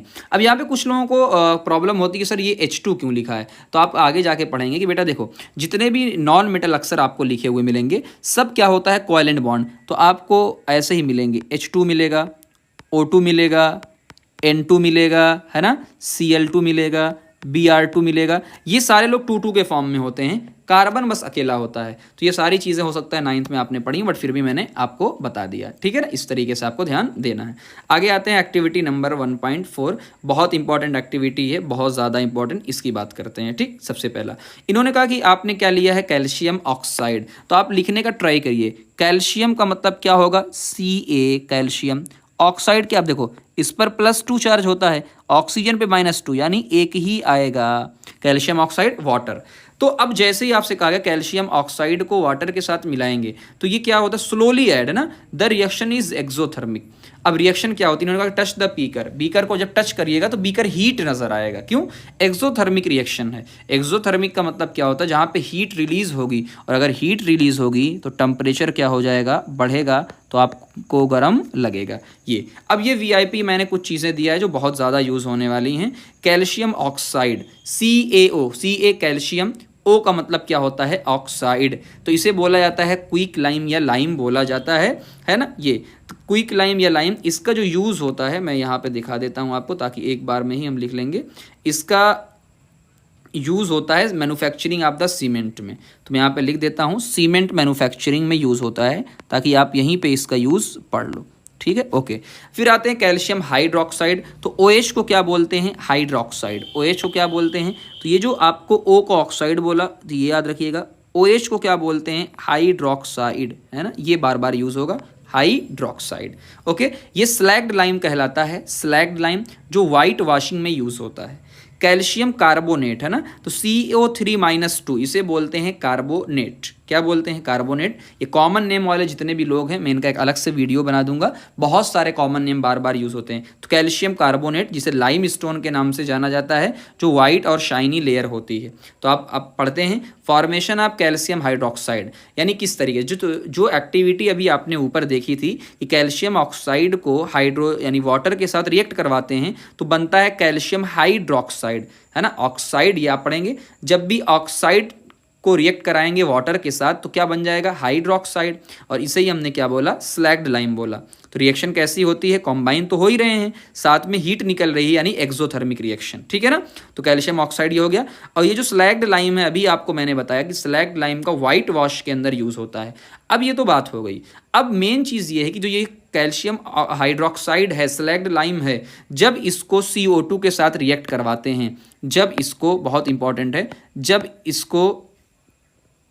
जब इसको हम CO2 के साथ रिएक्ट करवाते हैं, किसके साथ, CO2 के साथ रिएक्ट करवाते हैं, कि CO2 के साथ रिएक्ट करवाते हैं, बन जाता है calcium carbonate. Very important reaction, calcium carbonate, और साथ में क्या बनता है, पानी। अच्छा, आगे जाके पढ़ेंगे, ये आपका बेस होता है ना। मैं हल्का सा बताता हूँ यहाँ पे, ये आप एसिड बेस चैप्टर में पढ़ेंगे, वहाँ पे अब सबको नजर, हालांकि क्लास 6-7 में आप पढ़ के आए हैं तो आपको इतनी ज़्यादा प्रॉब्लम नहीं होगी, है ना। तो ये देखो, ये आपको दिख ही रहा है क्या होता है, ये एक बेस होता है ना। और ये चूंकि कैल्शियम कार्बन एक नॉन मेटल है, और जो नॉन मेटल का ऑक्साइड होता है वो एसिडिक नेचर का होता है। कैसा, एसिडिक नेचर का होता है। तो खुद सोचो, एसिड और बेस मिलेंगे तो क्या बनेगा, साल्ट। तो कैल्शियम और साथ में क्या निकलेगा, वाटर, तो ये आपका एक साल्ट बन जाता है। बात समझ में आएगी ना। अच्छा, कैल्शियम कार्बोनेट, मार्बल, एगशेल और चॉक, है ना, इसमें याद रखना है। एगशेल का यूज़ एनसीईआरटी में क्वेश्चन दिया है तो आपसे गलती नहीं होगी। और ये पहले ही बता दें कि कैल्शियम कार्बोनेट वाइट और शाइनी लेयर बनाता है ऑन द वॉल आफ्टर 2 से 3 डेज के बराबर, ठीक है ना, इस तरीके से। और ये ट्रेडिशनल में यूज़ होती थी। तो ये इतनी चीज़ें आपको पता होने। अदर एग्जाम्पल, है ना, और सारे एग्जाम्पल क्या क्या हो सकते हैं, मैंने सारे एग्जाम्पल यहाँ पे लिख दिए, चाहे चाँद के हों, चाहे एनसीईआरटी के हों, चाहे एग्जाम्पलर के हों। Mg+O2 यानी MgO, यहाँ भी कंबाइन हो रहे हैं। Mg लाइनिंग फर्नेस, वाटर का फॉर्मेशन, सेकेंड इक्वेशन हो रही है। कार्बन के साथ जब O2 मिलाएंगे, CO2, जो कि फायर एक्सटिंग्विशर में यूज़ होती है। हालांकि आपको पता है, बट मेरा काम है यहाँ पे आपको कि VIP बताना कि क्या क्या आपसे ज़्यादा पूछ सकता है, किस तरीके से। यानी अगर कोई जलती हुई चीज़ इसके पास लेकर जाओगे तो क्या हो जाएगा, वो बुझ जाएगी, है ना। इस तरीके से। हाँ, एक चीज़ मैं भूल गया था यहाँ पे, देखो ये जो रिएक्शन है ना, ये CO2 की टेस्टिंग करने की भी रिएक्शन है कि अगर आप CO2 को टेस्ट करना चाहते हैं तो ये रिएक्शन भी काम आती है, ये वाली 4 नंबर की रिएक्शन। HCl है ना, देखो H2 + Cl2, HCl बनेगा जो हाइड्रोक्लोरिक एसिड होता है, NaCl2 NaCl बनेगा जो कॉमन साल्ट होता है, सबको पता है। ये आयरन सल्फाइड है, जैसे O-2 ऑक्साइड होता है, S-2 क्या होता है, सल्फाइड होता है।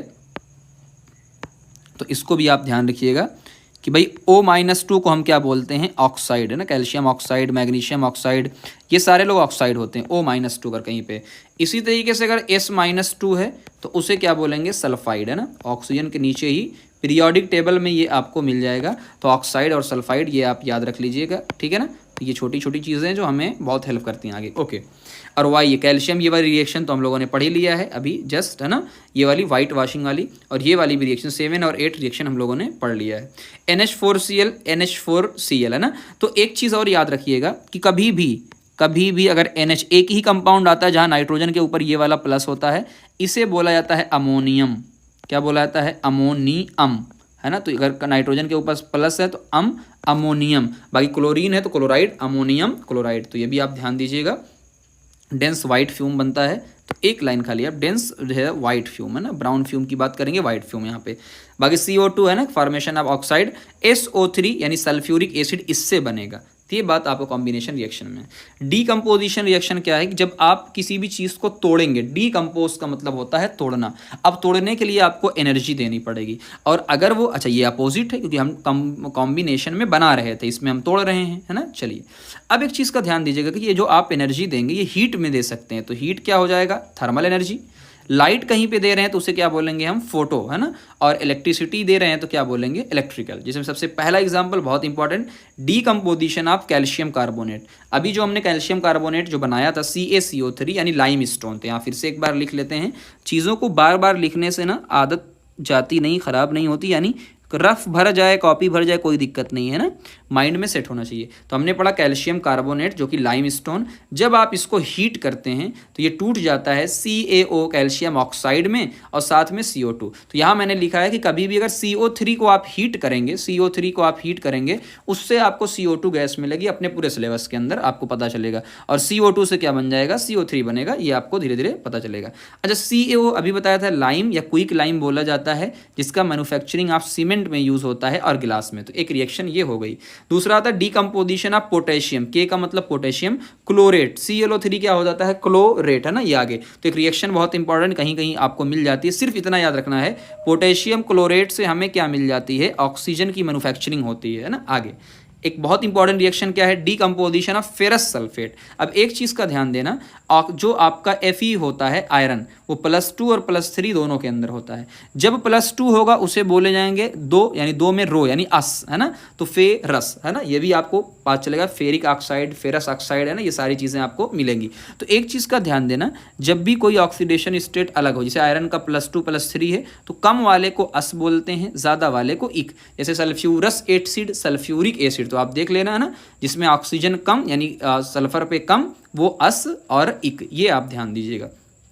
क्या क्या याद रखना, समझिएगा बहुत ध्यान से। और एक बात समझिएगा, है ना, ताकि ये भी आपको निकालना आए। देखिए ये मैंने लिया Fe2O3, इसको फिर से बोलता हूँ, इसको फिर से करवा देता हूँ, है ना, जैसे कि कैसे आप निकालेंगे, किस पर कौन सा चार्ज आता है। हालांकि क्लास 9th का है बट फिर भी बताता हूँ। देखो Fe2O3, अब मुझे इसका निकालना है आयरन का, तो आयरन कितना है 2, और आयरन पे मैंने अभी मुझे नहीं पता तो मैंने मान लिया x, 2x प्लस ऑक्सीजन पे चार्ज कितना होता है -2, और ऑक्सीजन है कितना ×3, बराबर टोटल चार्ज कितना है, कुछ भी नहीं, 0। तो आपको पता चल गया कि 2x -6 = 0। अब यहाँ से सबको पता है कि x की वैल्यू क्या हो जाएगी, 6/2 यानी +3। तो x की वैल्यू आपको आ गई, यानी आयरन के ऊपर +3 चार्ज है। और जो +3 वाले होते हैं, यही बताया, देखो फेरस, है ना, +2 वाले को आयरन 2 सल्फेट फेरस, और इक का मतलब क्या होता है, 3 वाला। बात समझ में आ गई, ओके।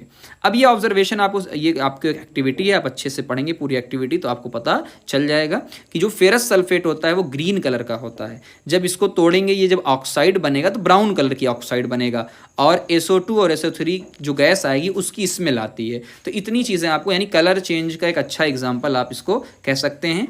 जैसा कि आप ऑब्जर्वेशन में देख सकते हैं कि green ferrous sulphate crystal change colour change हो गया है। Emission of smell of burning sulphur, है ना, तो बर्निंग सल्फर की क्या आ रही है, स्मेल आ रही है बर्निंग सल्फर की।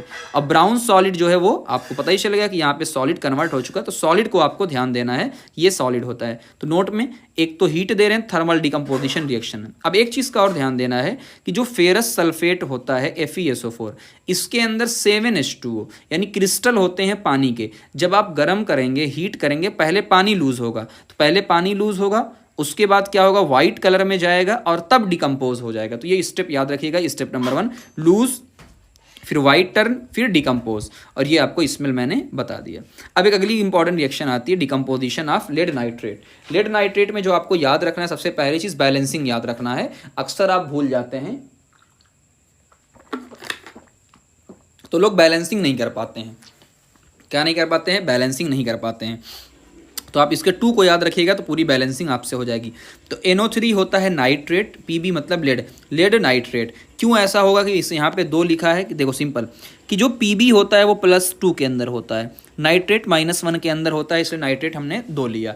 जैसे ही इसको हीट करते हैं तो एक तो ऑक्साइड बनता है ना। अच्छा, एक और चीज़ है, ये हायर रिएक्शन में क्लासेस में पढ़ाई जाती थी S ब्लॉक के अंदर, कि ऐसा क्यों होता है, P ब्लॉक के अंदर पूरा का पूरा, है ना। इस तरीके से आपसे बात होगी, ठीक है ना।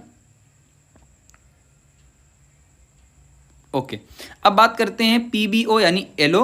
अब यहाँ पे NO2 बना यानी ब्राउन फ्यूम, ऑक्सीजन क्या स्प्लिट है। अब देखो ऑब्जर्वेशन सबसे इंपॉर्टेंट है कि जो ब्राउन फ्यूम है वो NO2 का ब्राउन फ्यूम मिला है, ये बहुत इंपॉर्टेंट है। PbO एलो बना हुआ है, लेड मोनोऑक्साइड एलो जो लेफ्ट बिहाइंड, और O2। अब ऑक्सीजन की टेस्टिंग कैसे करेंगे, अभी हम पहले बताया कि ऑक्सीजन की जो टेस्टिंग होती है वो कैसे होती है, ग्लोइंग स्प्लिंटरर, यानी एक चिराग जो भी लैब में स्प्लिंटरल होता है, स्प्लिंटर, उसको लेकर आएंगे तो उससे कन्फर्म हो जाएगा। क्यों कन्फर्म हो जाएगा, यहाँ पे 3 चीज़ें आप देखिएगा, किसी भी चीज़ को कन्फर्म करने के लिए 3 ही गैस अपने को मिलेगी, पूरे सिलेबस के अंदर 3 गैस मिलेगी, है ना। तो एक चीज़ का ध्यान दीजिए, मैं पूरी बात बता दे रहा हूँ। जब भी आपके पास ग्लोइंग स्प्लिंटर आएगा, 3 चीज़ें एक साथ मैं लिख देता हूँ, डब्बे के अंदर पैक कर लीजिएगा। देखिए, अगर हाइड्रोजन वहाँ पे लेकर आओगे तो हाइड्रोजन जब भी माचिस से कोई भी, तो आपको मिलेगा पॉप साउंड। क्या मिलेगा, पॉप साउंड मिलेगा, ये ध्यान दीजिएगा। और अगर कभी भी आप लेकर आएंगे ऑक्सीजन गैस, तो वो और अच्छे से सपोर्ट कंबस्शन, तो और अच्छे से जलने लगेगा, तो ये कंबस्शन क्या करेगा, सपोर्ट, है ना, सपोर्ट करेगा कंबस्शन को। और गलती से आप लेकर चले आए CO2, तो ये क्या कर देगा, डिस्टिंग्विश कर देगा, यानी बुझा देगा। तो ये 3 आपको कभी भी अगर टेस्ट पूछ ले, टेस्ट बहुत इंपॉर्टेंट हैं, इसके टेस्ट पूछे जा सकते हैं, इसलिए इनको हाईलाइट करके रख लीजिए, ठीक है ना। तो ये कहीं भी अगर आपसे पूछे जाए किसी भी मामले में, ये कि क्या क्या करवाएंगे, तो ये चीज़ आप ध्यान दीजिएगा। ओ मिस्टेक गाइस, ओके, चलिए ये बाद में टेबल बना दूंगा, कोई दिक्कत इसमें नहीं है। ओके, अब आते हैं इलेक्ट्रोलाइसिस ऑफ द वाटर पे। अब एक चीज़ का आपको ध्यान देना है कि जब भी कभी बात करें इलेक्ट्रोलाइसिस की, तो इलेक्ट्रोलाइसिस का मतलब क्या होता है, करंट पास करवाएंगे, किसका, वाटर का। और जब भी करंट वाटर में पास करवाएंगे तो इलेक्ट्रोड लगाएंगे, यानी जो आपको ये दिख रहा है ना, ये जो आपको दोनों ये चीज़ दिख रही है आपको, ये पूरा ना, ये इसे बोला जाता है इलेक्ट्रोड बोला जाता है। तो यानी एक एनोड होगा, एक क्या होगा, कैथोड। एनोड पे ऑक्सीडेशन होता है, कैथोड पे रिडक्शन होता है ना। यहाँ पे तो पूरी एक्टिविटी देखेंगे तो यहाँ एक्टिविटी में आपको मिलेगा, आपने प्लास्टिक मग लिया है, 2 इलेक्ट्रोड, और यहाँ पे आपने 6 वोल्ट की बैटरी लिया है। अच्छा, बैटरी क्यों लिया है, क्योंकि आपको इलेक्ट्रिसिटी पास करवानी पड़ेगी, ये तो आपको पता ही है ना चीज़। उसके बाद क्या किया है आपने कि इस तरीके से आपने देखो यहाँ पे add water with the few drop of sulphuric acid, कि आपने क्या किया है, सल्फ्यूरिक एसिड उसके अंदर डाला है। पूरी एक्टिविटी पढ़ेंगे बेन। अच्छा, सल्फ्यूरिक एसिड क्यों डाला है, इस पे क्वेश्चन बहुत ध्यान से देखिए। जब प्योर वाटर होता है, पूरा पानी एकदम जिम्बा, तो आपने क्लास 8th के अंदर पढ़ा कि जो प्योर वाटर होता है वो पुअर कंडक्टर होता है इलेक्ट्रिसिटी का, है ना, उसके अंदर आयन नहीं होते हैं। बट हमको तो कंडक्टर चाहिए, हमको तो फ्लो करवाना है, तो हम क्या डालते हैं, इलेक्ट्रोलाइट ऐड करते हैं। अब ये इलेक्ट्रोलाइट क्या क्या हो सकते हैं, तो ये इलेक्ट्रोलाइट हो सकते हैं एसिड, ये इलेक्ट्रोलाइट क्या हो सकते हैं, एसिड हो सकता है, ये इलेक्ट्रोलाइट बेस हो सकता है, ये इलेक्ट्रोलाइट साल्ट भी हो सकता है, इनमें से कुछ भी हो सकता है। तो सल्फ्यूरिक एसिड एक एसिड है, अच्छा, तो जो आयन देगा। अच्छा, ये लोग क्या करते हैं, आयन देते हैं, और आयन की मूवमेंट की वजह से कंडक्टिविटी क्या हो जाती है, बढ़ जाती है। तो एक अच्छा क्वेश्चन बन सकता है। उसके बाद बहुत सारी चीज़ें पूछी, तो अब हम मुद्दे पे आते हैं। मुद्दा ये है कि जब आप वाटर को इलेक्ट्रिसिटी देंगे तो वाटर टूटेगा, और अगर वाटर टूटेगा तो वाटर क्या, देखो सबसे पहली चीज़ ये है कि यहाँ एक तो H2 जब टूटेगा तो ऑक्सीजन अलग होगी और ऑक्सीजन से बनेगा O2 और O2 का मतलब क्या हुआ है, ऑक्सीडेशन हुआ है, तो ये एनोड पे बनेगा। खुद अंदाज़ा लगाइए, रटना मत कि भाई यहाँ से दो चीज़ें बनेगी, यहाँ से क्या बनेगी, दो चीज़ें, एक तो ऑक्सीडेशन होगा, एक रिडक्शन होगा। तो अगर वाटर से ऑक्सीजन निकल जा रही है मतलब रिड्यूस हुआ है तो रिडक्शन, तो कौन सी गैस बनेगी, H2, और रिडक्शन कैथोड पे होता है। जब आप बैलेंसिंग करेंगे तो बैलेंसिंग करने में ये हाइड्रोजन के साथ 2 आएगा, यानी ये डबल बन रहा है। कितना बन रहा है, डबल। तो इसीलिए बताया गया कि जो गैस बनेगी वो डबल, यानी ज़्यादा कहाँ बनेगी, वो ज़्यादा गैस बनेगी कैथोड पर, यानी आपको H2 ज़्यादा मात्रा में दिखेगी। और पॉप साउंड मैंने पहले ही बताया था, हाइड्रोजन को पॉप साउंड से और ऑक्सीजन को कंबशन सपोर्ट करने के हिसाब से हम बता सकते हैं। फिर हम बात करते हैं एक्टिविटी 1.8 में, जहाँ पे आपको लिया गया है सिल्वर क्लोराइड। Ag मतलब सिल्वर, Cl माइनस का मतलब क्या होगा, क्लोराइड। तो Ag silver chloride white colour की होती है। जब सनलाइट के प्रेजेंस में इसको रखा जाता है तो क्या होता है कि Ag ग्रे कलर में चेंज हो जाता है, क्योंकि वो सॉलिड मेटल के अंदर कन्वर्ट हो गया है। तो ये क्वेश्चन पूछा जा सकता है कि ग्रे कलर में चेंज क्यों हुआ, क्योंकि सिल्वर मेटल बन जाता है। यहाँ पे आप देख सकते हैं सिल्वर मेटल। इसका यूज़ कहाँ होता है, white black and white photography के अंदर इसका यूज़ होता है। सेम ऐसे ही AgBr होता है। अब ये समरी टेबल आपको मिल गया पूरा का पूरा कि एक्टिविटी 1.5 में फेरस सल्फेट आपने लिया था, हीट दिया तो इसलिए बोला थर्मल डिकम्पोजिशन, तो आपको ये चीज़ें मिली है ना, फेरिक ऑक्साइड वगैरह। लेड नाइट्रेट में आपको ये तीनों चीज़ें मिली, वाटर वाले में आपको ये मिला और सिल्वर क्लोराइड वाले में आपको ये चीज़ें मिली, ठीक है ना। अब ये एक्टिविटी ध्यान से देखिएगा, इस एक्टिविटी को, ये एक्टिविटी आपसे कहा गया करवाइए। तो एक्टिविटी कुछ नहीं, आपको देखो बोला गया है बेरियम हाइड्रोक्साइड, तो आपने Ba barium hydroxide, ammonium chloride अभी बताया था। इनको जब आप रिएक्शन करवाएंगे तो होगा क्या पूरी रिएक्शन में कि BaCl2 एक साथ चला आएगा, वाटर बन जाएगा और बचा हमारे पास क्या, अमोनिया। तो अमोनिया पे आपको ध्यान देना कि यहाँ पे अमोनिया गैस बनेगी। बात समझ में आ गई ना। अब यहाँ क्या है, दूसरी चीज़ क्या है कि यहाँ पे हीट एब्जॉर्ब होती है ना। ये ऊपर भी मैंने मार्क किया, नीचे भी की पॉइंट में हीट एब्जॉर्ब होती है। तो एब्जॉर्ब अगर होगी तो कहाँ से होगी, जाहिर सी बात है एब्जॉर्ब होगी तो बाहर से होगी। तो इसलिए बाहर का माहौल कैसा हो जाएगा, हीट वहाँ से आ रही है तो मतलब ठंडा हो जाएगा बाहर का माहौल, और हीट ले रहे हैं तो एंडोथर्मिक रिएक्शन। तो अमोनिया गैस यहाँ पे बन रही है NH3 गैस, बाकी बेरियम क्लोराइड और वाटर। ओके अब उसकी बात करते हैं हम लोग कि एक क्वेश्चन एनसीईआरटी में जो दिया हुआ है वो कैल्शियम ऑक्साइड है ना, कि आपसे sorry a solution is substance X is use for white washing. जैसे ही वाइट वॉशिंग का नाम लिया हमारे दिमाग में क्लिक हो जाना चाहिए कि ओहो वाइट वॉशिंग मतलब कैल्शियम ऑक्साइड, और जैसे रिएक्ट वाटर के साथ करवाएंगे कैल्शियम हाइड्रोक्साइड बन जाएगा। फिर उन्होंने कहा कि अमाउंट ऑफ गैस डबल क्यों होती है और उस गैस का क्या नाम है, तो हमने पहले ये भी बताया था कि डबल क्या होती है, हाइड्रोजन बैलेंस करने पर, तो उस गैस का नाम हाइड्रोजन है। अब हम बात करते हैं रिएक्टिविटी सॉरी डिस्प्लेसमेंट रिएक्शन की बात। तो पहले ही बताया था डिस्प्लेसमेंट रिएक्शन का मतलब ये होता है कि एक ने दूसरे को हटा दिया। अब किस बेस पे हटाएगा, तो जाहिर सी बात है जो मोर रिएक्टिव होगा वो लेस रिएक्टिव वाले को हटा देगा। जो मोर होगा कैसे पता चलेगा, ये मेटल नॉन मेटल में रिएक्टिविटी सीरीज या इसे एक्टिविटी सीरीज के नाम से जाना जाता है, जिसे एक्चुअल में क्या बोला जाएगा, रिलेटिव रिएक्टिविटी सीरीज। रिलेटिव का मतलब क्या है कि एक दूसरे के रेस्पेक्ट में है ना। अच्छा यहाँ हाइड्रोजन पे फोकस करना है, कुछ लोग हाइड्रोजन से ऊपर हैं, कुछ लोग हाइड्रोजन से नीचे हैं, तो हमारा जो काम चल जाता है इतने से कि भाई हाइड्रोजन के नीचे वालों को याद रख लो, कॉपर Hg Ag Au है ना, छापा यानी पूरा C छापा के नाम से जानते थे, P इन्होंने नहीं लिखा है, हायर क्लासेस में लिखा जाता था।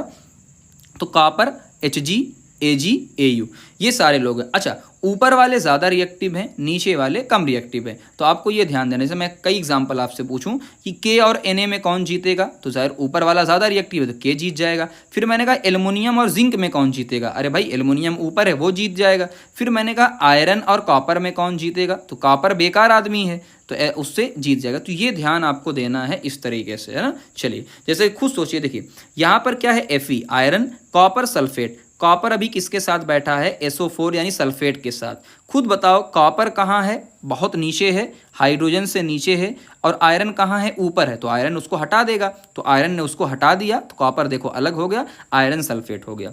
इस तरीके से पूरी जो आपको रिएक्टिविटी यहाँ पे पूरी एक्टिविटी आपको दिया हुआ है, पूरी एक्टिविटी को पढ़िएगा कि आपने टेक 3 आयरन नेल कहीं कहीं लिखा 3 आयरन नेल है, रबिंग सैंड पेपर से उसको हमने रब किया है ना, पूरा रब कर दिया ताकि कोई भी रिएक्शन होने में कोई दिक्कत ना हो, ठीक है ना। उसके बाद हमने लिया है टेस्ट ट्यूब वगैरह लिया है, उसमें डाला है 20 मिनट तक, ये सारी चीज़ें। तो अब क्या क्या होगा ये देखो, आयरन ज़्यादा रिएक्टिव है बिल्कुल, और आयरन डिस्प्लेस कर देगा, सही बात है। तो हम देखेंगे कि जो ब्लू कलर है, ये जो कॉपर सल्फेट का ब्लू कलर था, अब कॉपर सल्फेट तो रह नहीं गया। अब यहाँ पे खुद देखो, पहले ये ब्लू कलर का था, अब तो कॉपर अलग हो गया, सल्फेट अलग हो गया, दूसरे के साथ चला गया, तो ये कलर क्या हो जाएगा, फेड हो जाएगा, है ना। और रेडिश ब्राउन कॉपर जो है वो डिपोजिट हो जाएगा, कि जो कॉपर अलग हो गया था अब रेडिश ब्राउन यहाँ पे डिपोजिट हो जाएगा, जैसा कि आप यहाँ देख सकते हैं। ठीक, इस तरीके से पूरा एक्सपेरिमेंट हो रहा है, और ये बहुत सारे एक्सपेरिमेंट यहाँ आपको देखने को मिल जाएंगे, है ना। जैसे मैंने कहा Fe प्लस कॉपर, जहाँ जहाँ कॉपर आएगा वो ध्यान देना, कॉपर आ रहा है किसके साथ, Fe, तो इसका मतलब Fe हटा देगा, देखो कॉपर अलग हो गया इस रिएक्शन के अंदर, है ना। ओके, फिर यहाँ पे Zn और कॉपर, अच्छा फिर देखो कॉपर से ऊपर कौन होता है, Zn, कॉपर हट गया, Pb प्लस Cu, फिर हमने देखा यार कॉपर तो नीचे होता है हाइड्रोजन के, एकदम बेकार वाला आदमी है, वो जीत गया। हाँ, इस वाले में आपको देखना है कि कॉपर और Ag, अब यहाँ रिएक्टिविटी एक बार फिर से देख लो, कॉपर और Ag, अब जब कॉपर यहाँ है और Ag, बताओ कौन ज़्यादा रिएक्टिव है कॉपर और Ag में, तो जाहिर सी बात है एक ही एग्जाम्पल आपका आएगा यहाँ पे कि कॉपर और Ag में कॉपर ज़्यादा रिएक्टिव है, इसलिए आज क्या होगा, आज कॉपर के बोल बल्ले हैं, तो कॉपर क्या करेगा, आज Ag को हटा देगा, तो Ag बेचारा चुपचाप बैठ जाएगा, है ना। इस तरीके से पूरे जितने भी रिएक्शन आप देख रहे हैं, सारे रिएक्शन को 1 बाय 1 आप बात कर लीजिए, कुछ एग्जाम्पल अच्छे इसमें दिए हुए हैं। अब हम बात करते हैं डबल डिस्प्लेसमेंट रिएक्शन की। कौन सी रिएक्शन, डबल डिस्प्लेसमेंट। जैसे कि आपको बताया था, डबल डिस्प्लेसमेंट रिएक्शन का सबसे पहली चीज़ यहाँ पे पढ़िए, 2 आयनिक कंपाउंड, यानी जो तो कंपाउंड होने चाहिए आयनिक होने चाहिए, यानी आयन के अंदर टूट जाने चाहिए। अब खुद अंदाजा लगाओ, आयन के अंदर कब टूटेगा, जब वो क्या होगा, पानी के अंदर जाएगा, तो इसका मतलब ये होगा कि पानी के अंदर रिएक्शन अक्सर ये करवाएंगे, है ना। ये आयन क्या करते हैं, आपस में एक्सचेंज करते हैं, तेरा मेरा मेरा तेरा, तो एक प्रेसिपिटेट का फॉर्मेशन होता है। ये रिएक्शन फॉर्मेशन ऑफ प्रेसिपिटेट की रिएक्शन, है ना। धीरे धीरे आपको ये एग्जांपल, सबसे पहले ये समझाता हूँ, है ना, ये वाली एग्जांपल आपको समझ में आ जाएगा। जैसे देखिए, जब ये लोग पानी में गए, जब ये लोग पानी के अंदर गए तो क्या हुआ भाई, Na अलग हो गया, Na अलग हो गया, Cl अलग हो गया, Ba, तो आज क्या था, पहले Na, आप ध्यान से देखेंगे, पहले Na किसके साथ था, SO4 के अंदर, आज एक्सचेंज हो जाएगा, Na चला जाएगा Cl के साथ, Ba चला आएगा SO4 के साथ, यानी आयन के एक्सचेंज हो चुके हैं, प्रेसिपिटेट बन चुका है। और प्रेसिपिटेट क्या होता है, नीचे जो बैठेगा, है ना, यहाँ प्रेसिपिटेट का मतलब होता है जो नीचे बैठ जाए, जो घुले ना, है ना, ये चीज़ ध्यान देनी। तो अच्छा, दूसरा क्या, न्यूट्रलाइजेशन रिएक्शन, यानी एसिड और बेस की रिएक्शन होगी, उसके अंदर भी एक्सचेंज होता है, H के अंदर H प्लस Cl माइनस, आज HCl के साथ है, लेकिन आज H हो गया OH माइनस के साथ, तो यानी प्लस इसका प्लस उसके माइनस के साथ, उसका प्लस इसके माइनस के साथ, इस तरीके से कहानियाँ होंगी। अच्छा, कॉमन कैरेक्टरिस्टिक क्या है, एक तो एक्सचेंज होता है आयन का, जैसा कि हमने पहले ही देखा, यूजुअली एक्वस सॉल्यूशन, ये हमने बात किया, अक्सर प्रेसिपिटेट का फॉर्मेशन होता है, और ये प्रेसिपिटेशन रिएक्शन बोली जाती है, या न्यूट्रलाइजेशन रिएक्शन अगर वाटर का फॉर्मेशन होता है। जैसा कि आप देखें AgNO3 NaCl, तो AgCl का प्रेसिपिटेट बन गया। इसी तरीके से BaCl2, जब जो दो है ना, तो BaSO4 अभी बताया आपको। सोडियम हाइड्रोक्साइड, यहाँ पे क्या है, एसिड बेस रिएक्शन हो रही है, एक बेस है एक एसिड है। बेरियम क्लोराइड, ये सारी चीज़ें। अब ये एक्टिविटी 1.2 जो हमने बहुत पहले, आपने लास्ट रिएक्शन किया होगा, एक्टिविटी 1.2 उसकी एक्टिविटी है कि जब आप लेड नाइट्रेट और पोटेशियम आयोडाइड को रिएक्ट करवाते हो तो PbI2 के साथ चला जाता है और इस चीज़ का प्रेसिपिटेट बनता है। तो ये पूरी की पूरी रिएक्शन थी हमारी 4। अब हमारी रिएक्शन जो बचती है वो क्या है, ऑक्सीडेशन रिएक्शन। तो मैं चाहता हूँ इसको अलग वीडियो में पूरा करें, क्योंकि ऑक्सीडेशन रिएक्शन वेरी इंपॉर्टेंट और बड़ी रिएक्शन है ना, इसके बारे में इतनी सारी चीज़ें हैं, फिर हम पूरी बात करेंगे। तो यहाँ तक के लिए थैंक यू, है ना। तो इस वीडियो को आप दोस्तों तक शेयर ज़रूर करिएगा, बताइएगा कमेंट में ज़रूर, आप कमेंट नहीं करते हैं तो कमेंट में बताइए कैसा हाँ जी बच्चों, तो हमारा नेक्स्ट टॉपिक है ऑक्सीडेशन एंड रिडक्शन। तो इम्पॉर्टेंट टॉपिक है, पहली चीज़ तो ये है, तो मैं पहले ही आपसे कह दे रहा हूँ, ये जो ऑक्सीडेशन और रिडक्शन टॉपिक है ये VIP है, ये बहुत ज़्यादा इंपॉर्टेंट है, इससे PYQ में बहुत ज़्यादा क्वेश्चन आए हुए हैं। तो आइए हम इसको हर लिहाज से समझते हैं ताकि एक भी पॉइंट हमारा छूटते हुए ना जाए। सबसे पहले ऑक्सीडेशन की बात करते हैं, तो सबसे पहली चीज़ आपको दिमाग में ये रखना है कि आपको एक ही याद करना है, आपको ऑक्सीडेशन और रिडक्शन में से एक ही आपको याद रखना है, ताकि एक सही हो जाएगा तो दूसरा उल्टा कर देंगे। सबसे पहली बात करते हैं कि ऑक्सीडेशन का मतलब क्या होता है। तो आप एक चीज़ का इंपॉर्टेंट चीज़ करिएगा, पहले इसको, इंक्रीज इन ऑक्सीडेशन स्टेट, है ना, इंक्रीज इन ऑक्सीडेशन स्टेट। अब इसको डिटेल में आप समझिए, फिर आपको बात समझ में आएगी मैं क्या कहना चाहता हूँ। जैसे फॉर एग्जांपल मैंने आपसे कहा कि ऑक्सीडेशन स्टेट का मतलब क्या होता है। सबसे पहले ये बात होती है कि देखो सोडियम Na पर +1 चार्ज होता है, सबको पता होता है। तो यही +1 उसका क्या हो गया, ऑक्सीडेशन स्टेट, यानी उस पर कौन सा चार्ज होता है। इन्होंने कहा कि अगर ऑक्सीडेशन स्टेट बढ़ जाए तो उसे क्या बोलेंगे हम लोग, ऑक्सीडेशन, है ना। तो इसका क्या एग्जांपल है, जैसे मैं एग्जांपल देता हूँ 1 बाय 1। सबसे पहले एग्जांपल 1 बाय 1, फिर एनसीईआरटी का एग्जांपल देता हूँ। जैसे मैंने ये कहा Na, जब कोई भी एलिमेंट, याद रखिएगा धीरे धीरे चीज़ें आपको पता चलेंगी, जब भी कोई भी एलिमेंट अकेला होता है तो उस पर चार्ज कितना होता है, 0। लेकिन मैंने कहा कि ये यहाँ पे Na प्लस में कन्वर्ट हो गया। फिर कुछ लोग कहेंगे सर यहाँ पे आपने Na के ऊपर 0 है, अकेला ये भी है, अकेला ये भी है। तो जो मैंने कहा ना, ये Na अकेला नहीं हो सकता, ये Na क्या हो, Cl, Na plus Cl minus. तो अब क्या हुआ होगा, तो अगर आप Na को ध्यान से देखेंगे तो पहले Na पे 0 चार्ज था, अब Na पर प्लस चार्ज है। तो क्या घटा या बढ़ा, तो मैंने कहा कि सर बढ़ गया है। और अगर बढ़ गया है तो इसे ही क्या बोलेंगे, इसे ही हम लोग बोल देंगे क्या, ऑक्सीडेशन, यानी इंक्रीज इन ऑक्सीडेशन स्टेट, यानी ऑक्सीडेशन।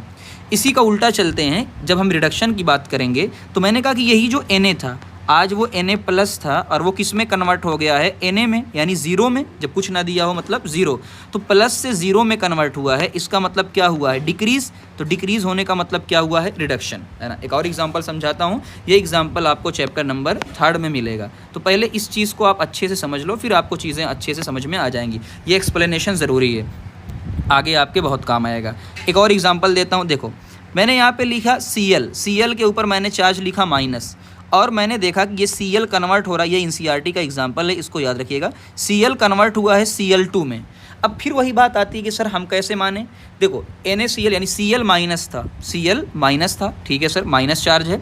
जब Cl2 पे कुछ भी नहीं दिया है तो क्या होता है, 0। धीरे धीरे आपको पता चलेगी, जब कोई भी एलिमेंट सेम हो जाए, Cl सेम है, ब्रोमीन है, नाइट्रोजन है, तो दोनों पे तो चार्ज क्या आएगा, 0 आएगा, क्योंकि वो सेम एलिमेंट है। धीरे धीरे आपको पढ़ने को मिलेगा। तो अब बताइए, माइनस से 0 में कन्वर्ट हुआ है, माइनस से 0 में घटा या बढ़ा, भाई माइनस से तुम 0 में गए हो, इसका मतलब तुम बढ़े हो, और बढ़े हो इसका मतलब क्या हुआ है, आपका ऑक्सीडेशन हुआ है। तो इस वाले एग्जाम्पल को आप याद रख लो, इंक्रीज इन ऑक्सीडेशन स्टेट का मतलब क्या होता है। अब बात समझ में आ गई सबको। तो मैंने यहाँ पे लिखा कि जो Cl-1 था वो कन्वर्ट हो गया Cl2 के अंदर, क्योंकि हमारे इसमें यही एग्जाम्पल आपको मिलेगा। तो सर इसमें क्या एग्जाम्पल हो जाएगा, डिक्रीज इन ऑक्सीडेशन स्टेट। इसमें क्या एग्जाम्पल देंगे, वही एग्जाम्पल जो हमारे एनसीईआरटी में है कि Na प्लस कन्वर्ट हुआ है Na के अंदर, Na सॉलिड के अंदर, तो सॉलिड यानी 0 के अंदर, तो ये डिक्रीज हो गया है। फिर कुछ लोग कहेंगे सर एक तो बात समझ में आ गई, इसलिए डिटेल बता रहा हूँ ताकि आपको कहीं कन्फ्यूज़न ना हो, आगे यूज़ होगा। फिर लॉस ऑफ इलेक्ट्रॉन का मतलब क्या है, सर ये लॉस, इलेक्ट्रॉन का लॉस हो गया, इसको हम कैसे जस्टिफाई करेंगे, थोड़ा सा इसको बता दीजिए। आइए बात कर लेते हैं, हल्का सा इसी के रेस्पेक्ट में बात करते हैं, सेम है ना। चलिए, जैसे मैंने कहा कि ना देखो यहाँ पे समझिएगा, Cl के अंदर -1 चार्ज है, और मैंने यहाँ पे कन्वर्ट किया क्या, Cl0 के अंदर। अब खुद बताइए, लेफ्ट में -1 चार्ज है तो राइट में भी क्या होना चाहिए, -1 चार्ज। चार्ज को तो बैलेंस करना है, बैलेंस करना पड़ेगा अपने को। तो आप क्या करेंगे, इस तरफ एक इलेक्ट्रॉन को जोड़ देंगे। क्या कर देंगे, एक इलेक्ट्रॉन को जोड़ देंगे। आओ, क्या एक इलेक्ट्रॉन इधर आया, तो क्या एक इलेक्ट्रॉन का लॉस हुआ कि नहीं हुआ, तो यही सेम एग्जांपल यहाँ चिपका दो। तो लॉस ऑफ इलेक्ट्रॉन यानी, अच्छा एक और रीज़न समझ सकते हैं, जब इलेक्ट्रॉन जाएगा माइनस जाएगा तो प्लस चार्ज आएगा, यानी बढ़ेगा। बात समझ में आई। तो कई सारे एग्जांपल से आपको मैं समझा सकता हूँ, थोड़ा मैंने टाइम दिया। अब भी ना समझ में आया हो तो आप बताइएगा इस चीज़ को, है ना, बट मैंने कोशिश किया कि मैं पूरी डिटेल में इच्छा। यहीं पर सेम इस एग्जांपल में क्या एग्जांपल देंगे हम, देखो कैसे। मैंने लिखा यहाँ पे Na+, ठीक है, Na+, और मैंने इस तरफ लिखा Na0। अब खुद बताओ, राइट साइड में चार्ज कितना है, 0 है, लेफ्ट साइड में प्लस है, और मुझे 0 लेकर आना है। तो मैं यहाँ पे एक इलेक्ट्रॉन को मैं क्या करूँगा, एक इलेक्ट्रॉन को यहाँ पे ऐड कर दूंगा। तो देख लो यहाँ पे इलेक्ट्रॉन ऐड हुआ है ना, यहाँ पे इलेक्ट्रॉन ऐड हुआ है। तो इस वाले को मिटा के मैं यहाँ लिख देता हूँ ताकि आपको पूरी बात समझ में आए। तो कॉन्सेप्चुअल समझोगे तो कभी प्रॉब्लम नहीं आएगी। तो मैंने इधर लिखा Cl2 चार्ज 0, तो मुझे लेकर आना था, तो एक इलेक्ट्रॉन मैं ले आया। तो यहाँ इलेक्ट्रॉन का लॉस हुआ है, वहाँ इलेक्ट्रॉन का गेन हुआ है। अब बात समझ में आ गई सबको। चलिए अच्छा, अब जो हमारे काम का चीज़ है वो क्या है, सबसे इंपॉर्टेंट ये गेन ऑफ ऑक्सीजन है। तो नाम में ही पता चल रहा है, ओ यानी ऑक्सीडेशन, यानी आप क्या कर रहे हो, गेन ऑफ ऑक्सीजन कर रहे हो, उल्टा में लॉस ऑफ हाइड्रोजन। तो एक चीज़ का ध्यान दीजिएगा, ये दोनों क्या होते हैं, उल्टे। तो एक ही याद करिएगा, ये दोनों क्या होते हैं, उल्टे होते हैं, उल्टे होते हैं कि अगर ऑक्सीजन आएगा तो हाइड्रोजन जाएगा। इसी में ये भी दोनों क्या हैं, उल्टे हैं। अच्छा, रिडक्शन का मतलब ऑक्सीजन गया, ऑक्सीजन गया, तो ये भी दोनों आपस में क्या हैं, अपोजिट, यानी आपस में क्या हैं, उल्टे हैं, आपस में क्या हैं, उल्टे हैं, है ना। इस चीज़ को आपको ध्यान देना है, ये आपस में क्या हैं, उल्टे हैं। चलिए आगे बात करते हैं। अब जो एग्जाम्पल एनसीईआरटी के हैं उनको आप ध्यान दीजिए। रस्टिंग ऑफ आयरन, सबसे पहला एग्जाम्पल क्या है, रस्टिंग ऑफ आयरन, बहुत फेमस एग्जाम्पल है। रस्टिंग ऑफ आयरन बहुत फेमस एग्जाम्पल है, वीआईपी, है ना, ये वीआईपी कर लीजिए, बहुत फेमस एग्जाम्पल है रस्टिंग ऑफ आयरन। पहले आयरन अकेला था, आयरन पे ध्यान से देखो, आयरन पहले क्या था, अकेला था, ऑक्सीजन के प्रेजेंस में आया और वाटर के प्रेजेंस में, तो आयरन के साथ क्या जुड़ गया, ऑक्सीजन यानी OH हाइड्रोक्साइड जुड़ गया। कंबस्टन में क्या है, कार्बन अकेला है, उसके साथ ऑक्सीजन जुड़ गया है। कंबस्टन का मतलब आपने क्लास 8th में पढ़ा है कि कार्बन, किसी भी कार्बन की चीज़ों को, लकड़ी हो, तेल हो, कोई भी सब कार्बन वाले हैं, ऑक्सीजन की प्रेजेंस में जलाना तो कौन सी गैस निकलेगी, CO2। बर्निंग ऑफ हाइड्रोजन, तो चाहे आप कंबस्टन की बात कर लो चाहे बर्निंग, कि हाइड्रोजन को आप बर्न किए हैं ऑक्सीजन की प्रेजेंस में। अच्छा, सबसे पहला एग्जाम्पल शुरू में हमने देखा था reaction of magnesium with oxygen, तो ये भी जो एग्जाम्पल था, O2 के प्रेजेंस में जो भी चीज़ें हो रही वो ऑक्सीडेशन। सबसे VIP जो हमारे काम आने वाला है चौथे चैप्टर के अंदर वो ये वाला है ना, ऑक्सीजन एक अलग रूप। अच्छा, इसमें क्या होता है, एथेनॉल। तो एक चीज़ यहाँ और बता देता हूँ मैं आपको, देखो, जब भी एल्कोहल, कोई भी एल्कोहल से सीधे किस में कन्वर्ट हो रहा है, तो मैं नीचे लिख देता हूँ धीरे धीरे आपको, हालांकि हमारे सिलेबस में पूरा नहीं है ना, वरना हम पूरी बातें आपको बताते। तो एथेनॉल का ऑक्सीडेशन, तो ये क्या है, एल्कोहल है, एल्कोहल है, ये है एल्कोहल, और एल्कोहल से बन गया है एसिड, एल्कोहल से क्या बन गया है, एसिड, तो इसे क्या बोलेंगे, ऑक्सीडेशन रिएक्शन बोलेंगे, है ना। हालांकि ये स्टेप वाइज होता है, पूरी बातें मैं आपको नहीं बता सकता, अब सिलेबस में है नहीं। अच्छा, रिडक्शन में क्या बात होती है, रिडक्शन का मतलब ऑक्सीजन गया, तो आज देखो कॉपर के साथ ऑक्सीजन था, कॉपर के साथ ऑक्सीजन था, और यहाँ कॉपर क्या हो चुका है, अकेले हो चुका है, तो रिडक्शन हुआ है। ऐसे दूसरा, यहाँ पे आयरन के साथ क्या है, Fe2O3, है ना, इसका मतलब ऑक्साइड, और CO यानी कार्बन मोनोऑक्साइड, तो आयरन क्या हो चुका, अकेला हो चुका है, ये इंडस्ट्रियल प्रोसेस होती है। सेम है ना, ZnCO, तो Zn अकेला हो चुका है, देखो लॉस हो चुका है। लेड ऑक्साइड, इसमें भी देखो कि रिडक्शन, ऑक्साइड का Pb के साथ ऑक्सीजन है, ऑक्सीजन हट गया, है ना। MnO2, ये सबसे फेमस एग्जाम्पल आप याद रखिएगा, इस पर सबसे ज़्यादा क्वेश्चन आए हुए हैं, तो इस कुछ चीज़ों को जो मैं VIP करता हूँ उसको आप ज़रूर याद रखिएगा। चलो, तो ये तो आपको बात समझ में आ गई, क्या ऑक्सीडेशन होता है और क्या रिडक्शन होता है। अब बात करते हैं ऑक्सीडाइजिंग एजेंट। अब खुद सोचो, अपना एक नॉर्मल चीज़ आपको बताता हूँ, बहुत ज़्यादा टफ चीज़ें नहीं बताऊँगा, बहुत ईजी वाली चीज़, एक ही को याद रखना, तुम सिर्फ एक, फिर बोल रहा हूँ, सिर्फ एक याद रखना, ऑक्सीडाइजिंग एजेंट।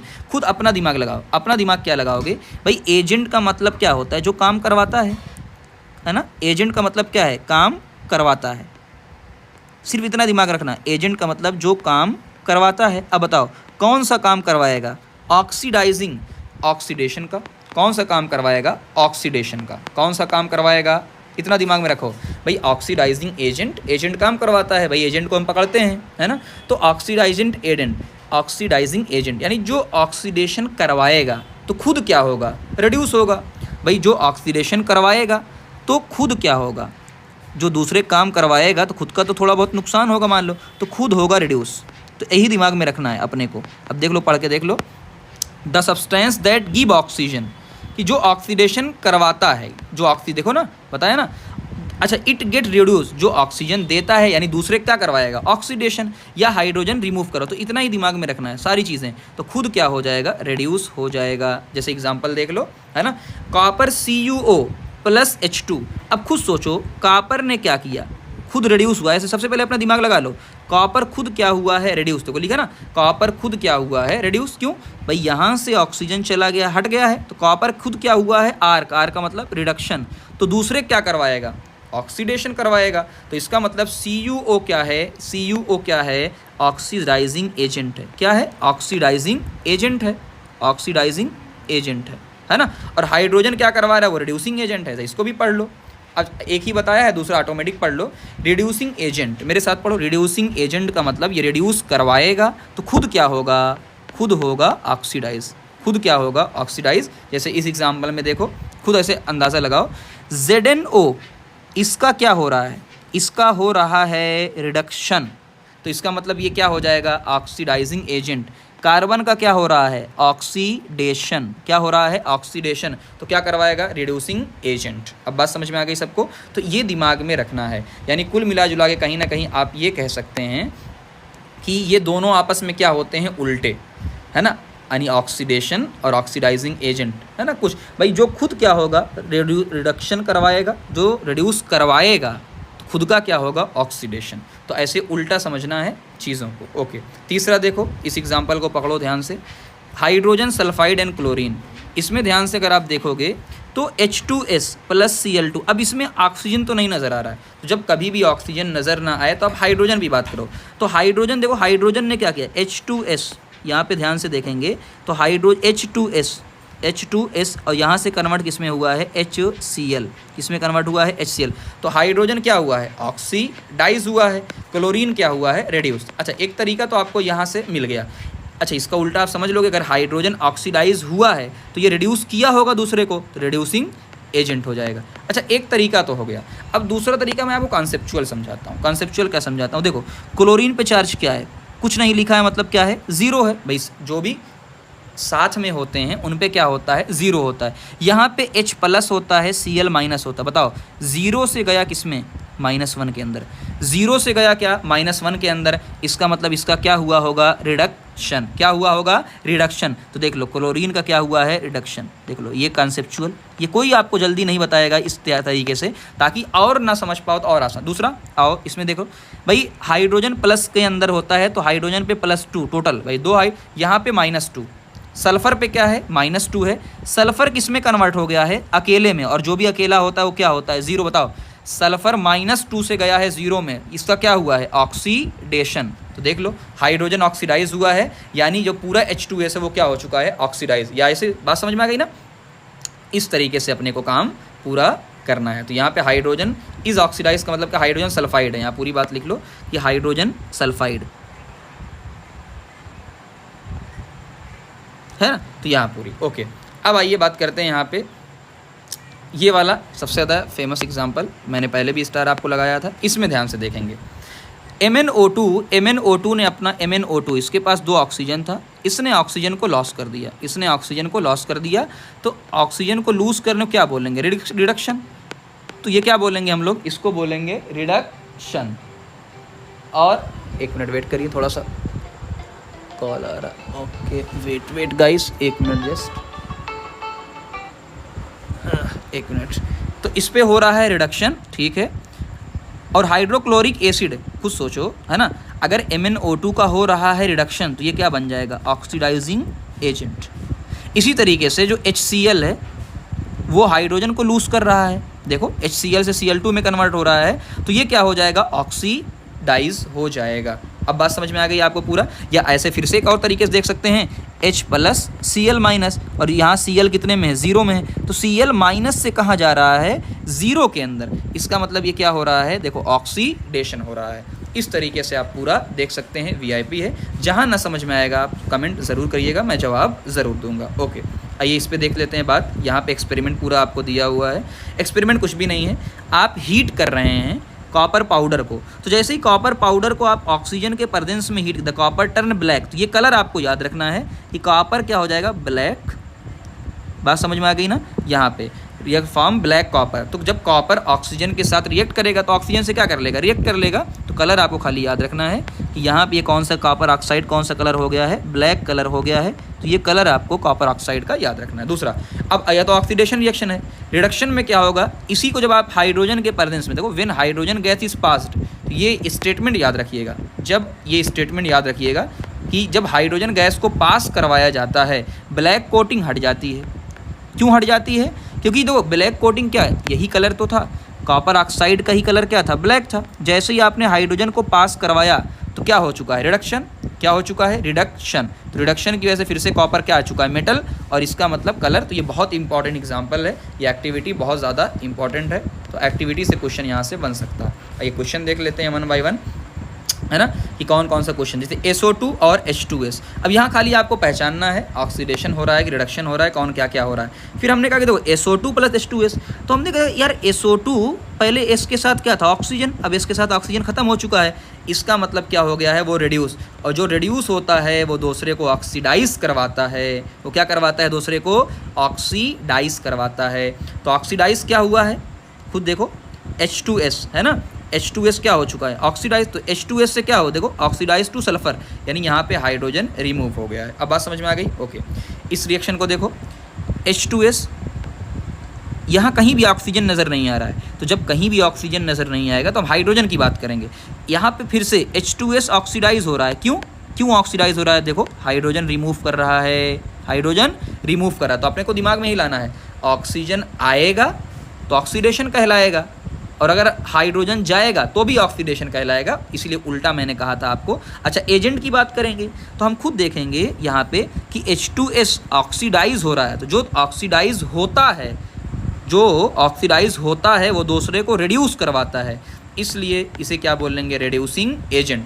यहाँ पे देखो I2 पहले अकेले था, I2 के अंदर हाइड्रोजन जुड़ गया है, तो अगर हाइड्रोजन ऐड होता है तो उसे बोल लेते हैं रिडक्शन। तो अगर I2 रिड्यूस हो रहा है, दूसरे क्या करवाएगा, ऑक्सीडाइज। तो कभी आपसे क्वेश्चन गलत नहीं होगा।